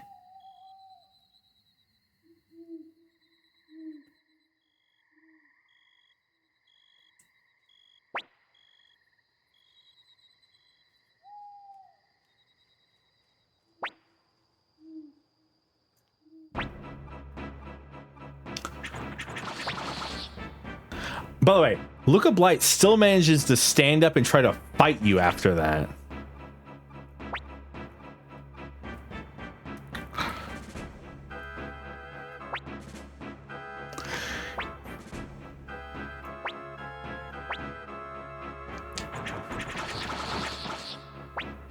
And like,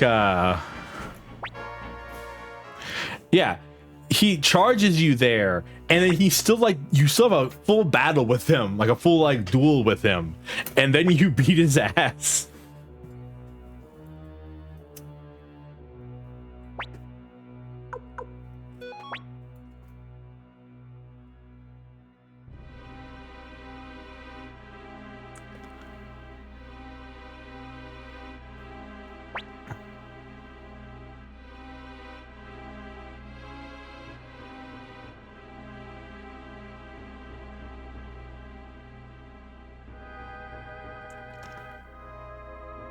He's the true face of evil. Plunk. And he's dead. Like, Luca Blight is the main villain of this game. No matter how much the fact that there is a whole second part of the game after you kill Luca Blight, without him, none of this happens. You go home to Nanami and you live a peaceful life after this, without Luca Blight killing all of the other kids at the beginning of the game.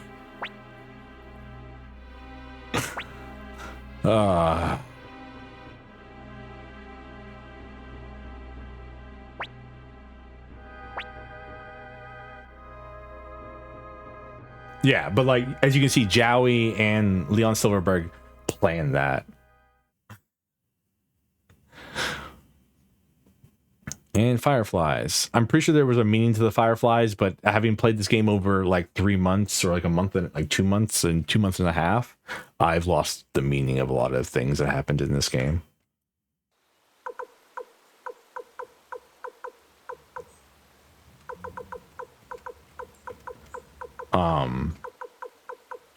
Yeah. It's so much fun. It's so much funnier now that I look at it this way. Look at this. So Suikoden 1 has 1, 2, 3, 4 events in total in the game, which are like cutscenes where, like, you know, you don't have like anything to do, right? But Suikoden 2 has 12 in total.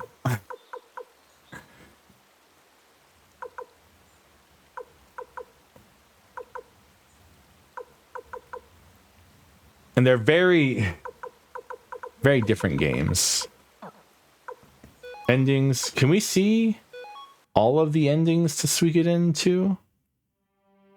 Oh, okay. No, it's just that. I was wondering if we could see the but this art's really cute. Why they keep showing Ted? My man's dead. Oh man, this game was a lot of fun.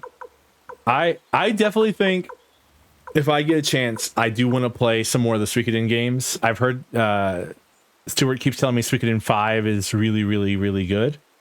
So I kind of want to play it, but I kind of want to leave it up to Stu is also to play it because Stu has been talking about how he wants to play that one.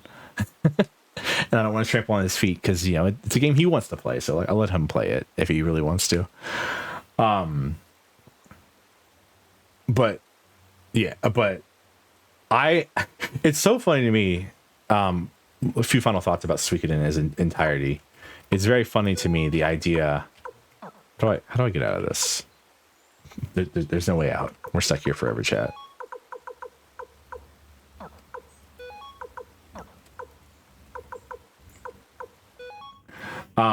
It's very funny to me, the idea that like Suikoden 1 and 2 are worth playing, but don't you dare play 3 or 4.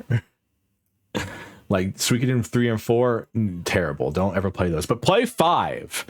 But like it makes sense because Suikoden 3 and Suikoden 4 aren't related to each other and they aren't related to the previous games, unlike Suikoden 1 and 2. And Suikoden 5 is a prequel to Suikoden 2. So I mean it all tracks out in the end. Short stream today. I know. I was thought about hopping on another game, like loading up some Limbus and doing that, but I don't think. I think for sake of VODs and keeping things, you know, cut up pretty well. Thank you for that, Pets. Like I said, I thought this stream was going to be at least 3 hours. I really thought there was going to be at least 2 more bosses, maybe. And I didn't even stream before the stream either. That's beside the point. I do think, though, we are probably going to end here just for, you know, it's a good cutoff point. A good cutoff point, I think. I never got my femboy voice down. That's depressing. I really should work on that. I don't know. I need to. I've been saying it for a long time. I need to do voice training of some variety because I want to do a more convincing. You missed the femboy voice. I mean, the best femboy voice I really believe is the first voice I threw on Jowie, and then I immediately forgot how to do that voice. It sits somewhere in the top right portion of my head because that's where I pulled it from. I'd just say for Suikoden 2, the voices very quickly lost themselves the entire time. Suikoden 1, I feel like because the cast of characters I was voicing was lesser because characters didn't really talk as much. I could keep a voice going for characters, but Suikoden 2 especially because there was 108 characters, and if you brought characters with you, they would have voices. They would have lines to talk about stuff. I feel like that kind of made it hard to keep on the track of the voices because I was like, okay, I have to have more than 7 voices that I can do at one given time. But like I said, never got my femboy voice down. Really depressing. Would love to do some voice training so I could get a feminine voice because it would help when I'm playing games like this or playing 999 the nonary games if I ever go back to that or literally anything else. Overall, I think I wish it was that easy. Vocal training is fun. I like singing. Cause I can put my voice high, but like I don't think it sounds good. Like it's not built well. And like I would love to be able to do like a kind of masculine feminine voice, you know, like a femboy like inner mixed voice for it, and rather than like a oh my god kind of thing. Like a like I would love to like push it like, you know, further if I could. A lot of rambling here at the end. I'm so thankful for everyone who's stuck around for this little bit of extra stuff after the very, very end of the game. Thank you again so much thank you, Duck, for putting me onto this game. Thank you, Stu, for your help. Thank you, Silent Knight 08, I believe your name was in chat, for all the help finding 108 stars in the first two. Full set for author cell phone, no in between. Exactly. You know, it's really funny. I more tangents because we have time. I'm not in a rush to do anything today. But what's really funny to me is that did you know like in Fate, Astolfo isn't even like that. Like he's not like a girly boy or anything like that. He constantly talks about like how strong and handsome he is, and like and he's like super like he's super into women and stuff like that, but like somehow the internet has just taken this night of Astolfo is from Charlemagne, this knight from Charlemagne's time, and turned them into a girly boy, which is nothing wrong with that. Nothing wrong with being a girly boy. You can do whatever you want. It's a free country for most of you. For me, I'm forced to say that I'm very cute every time I introduce myself. You know, I mean, okay, at this point, if you told me 90% of the historical figures that were written down in books are fake, I'd be like, yeah, okay, yeah, that tracks. If you told me that that like the Vikings weren't real, I'd be like, yeah, okay, you know.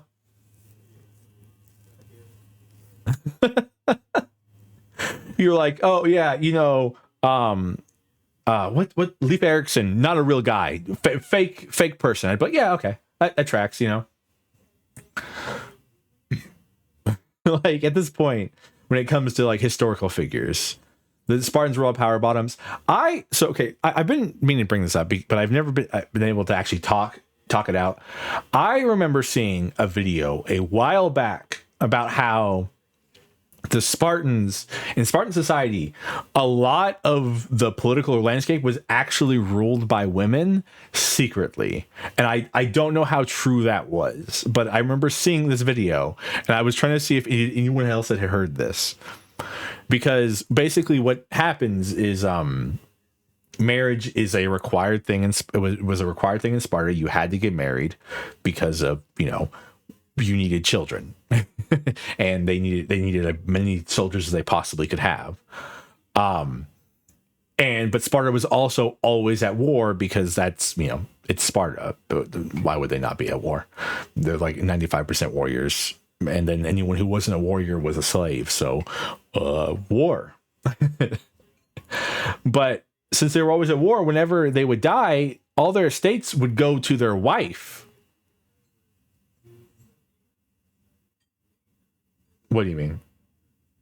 No, I'm talking about, like, what do you mean? Like 95% of them weren't warriors. They were mostly like, no, I mean Spartans, because they didn't consider the slaves Spartans. They considered them I forgot what race, what people they were, but there was like thousands of them, hundreds of thousands of them, and there was like not that many Spartans or whatever, you know. History conflates things. 20 million people died every time the Yellow River flooded. Okay. Yeah. That's what I meant by saying 95% Spartan were warriors. I meant like literally the warriors were Spartans. The slaves were everything else, and they didn't. I don't think they considered them Spartans most of the time. So like Sparta, the nation, had a high slave population, but Spartans, like citizens of Sparta, were mostly warriors, and then they had the overwhelming amount of slaves. Anyways, semantic argument we're having here. what I'm trying to say here is, I remember seeing a thing is like the Spartans would go to war, die, and then when they died, they would give their entire estate and all the money they owned would go to their wife. And since their wives owned such huge amounts of money, even though they didn't have like actual power, they couldn't actually be in the parliament or whatever the hell, the forum. They could, they had a lot of money, which means you could bribe people, and you control if you control the economy, you control basically the entire country, especially back then. So it's like they could bribe people. They could be like, oh, we're just not going to fund things.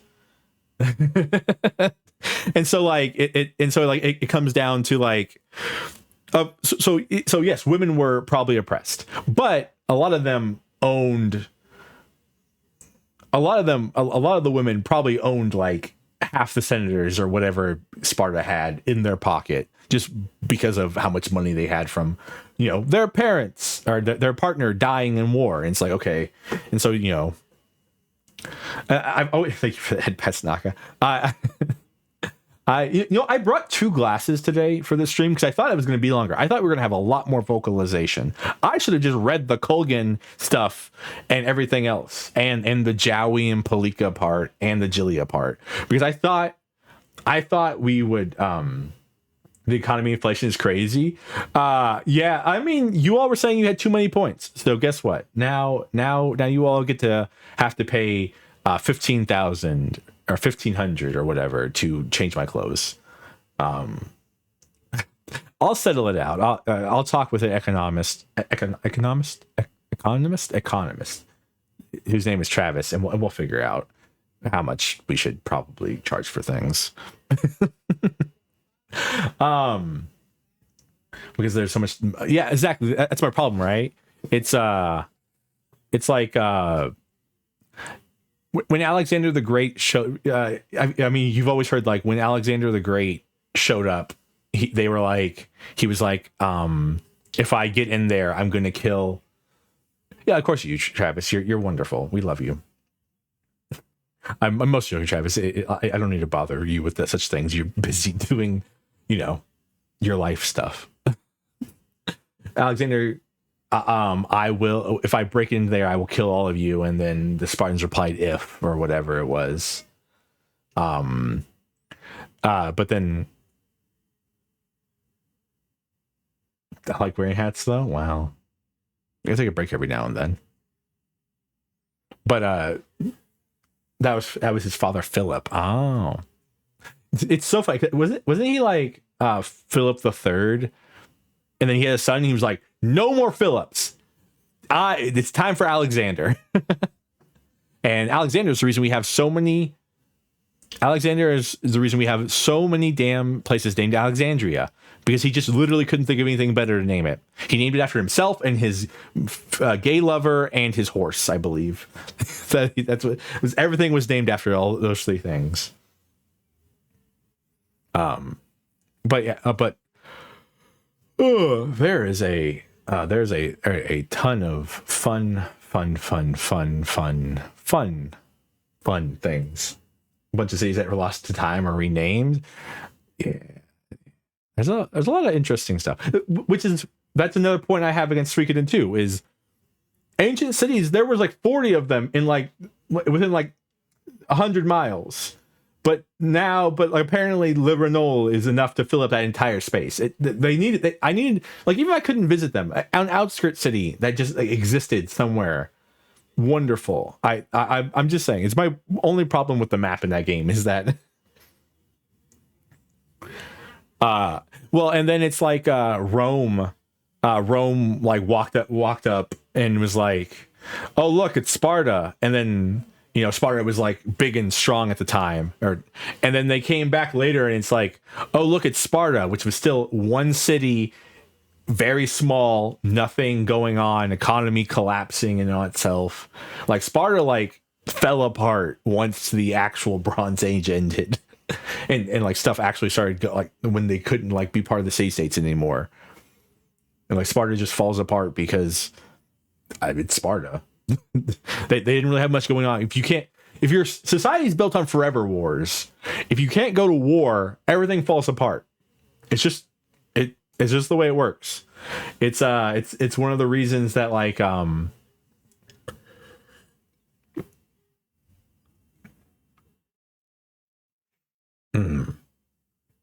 that it's always funny to me thinking about, well, you know, Sparta's so strong they didn't have walls. Okay, they were idiots then. Like they were idiots, straight up, because you need walls. You need a castle, okay?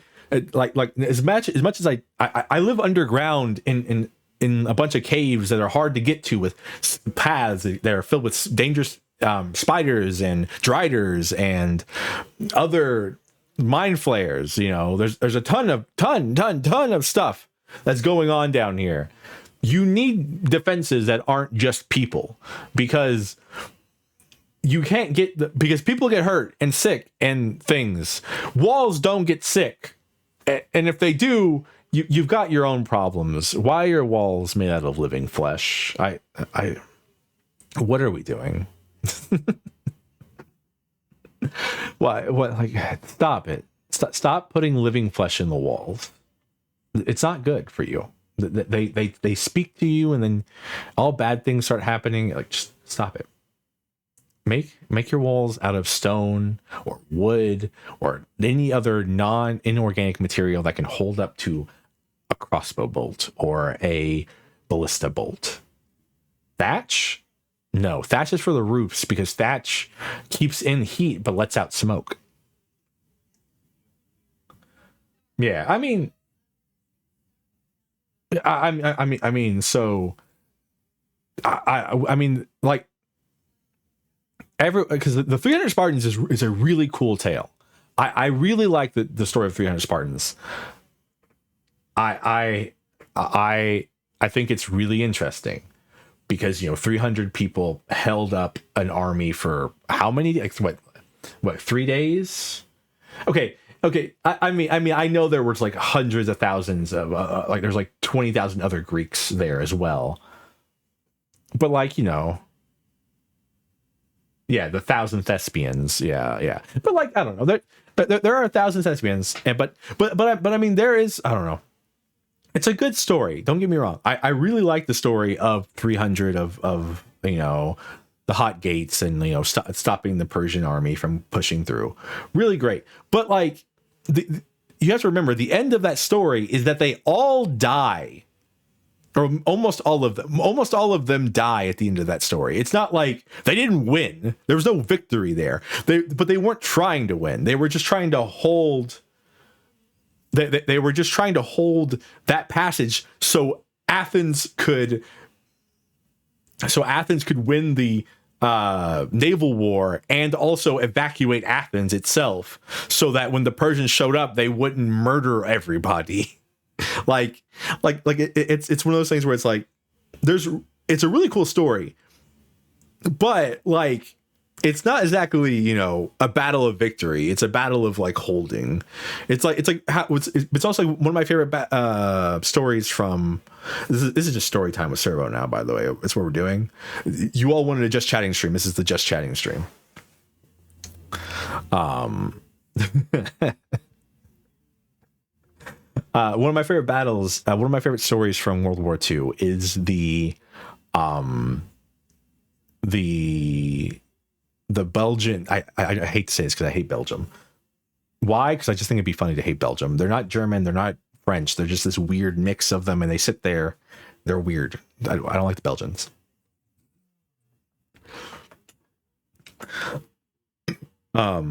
Excuse me. Like hating the Dutch. But one of my favorite stories of World War II is the border guard of Belgium holding out against like the German army for like 2 days, 2 to 3 days. And again, they weren't trying to win. They were just trying to hold off until, you know, reinforcements or whatever could arrive. And they weren't even supposed to hold off, apparently. the Germans actually stalled themselves, which is really funny with that story. They Poland first time, yeah. because the Germans, because basically the way it worked was they were a bunch of forward bunkers along the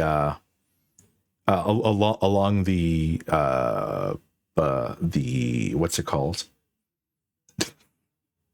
the border. Thank you, Servo. Your brain works sometimes. There's a bunch of fortified bunkers there, and there were a bunch of teams they set up, and basically their idea was to fire off some rounds, hold off the first assault, and then retreat back when they got the order.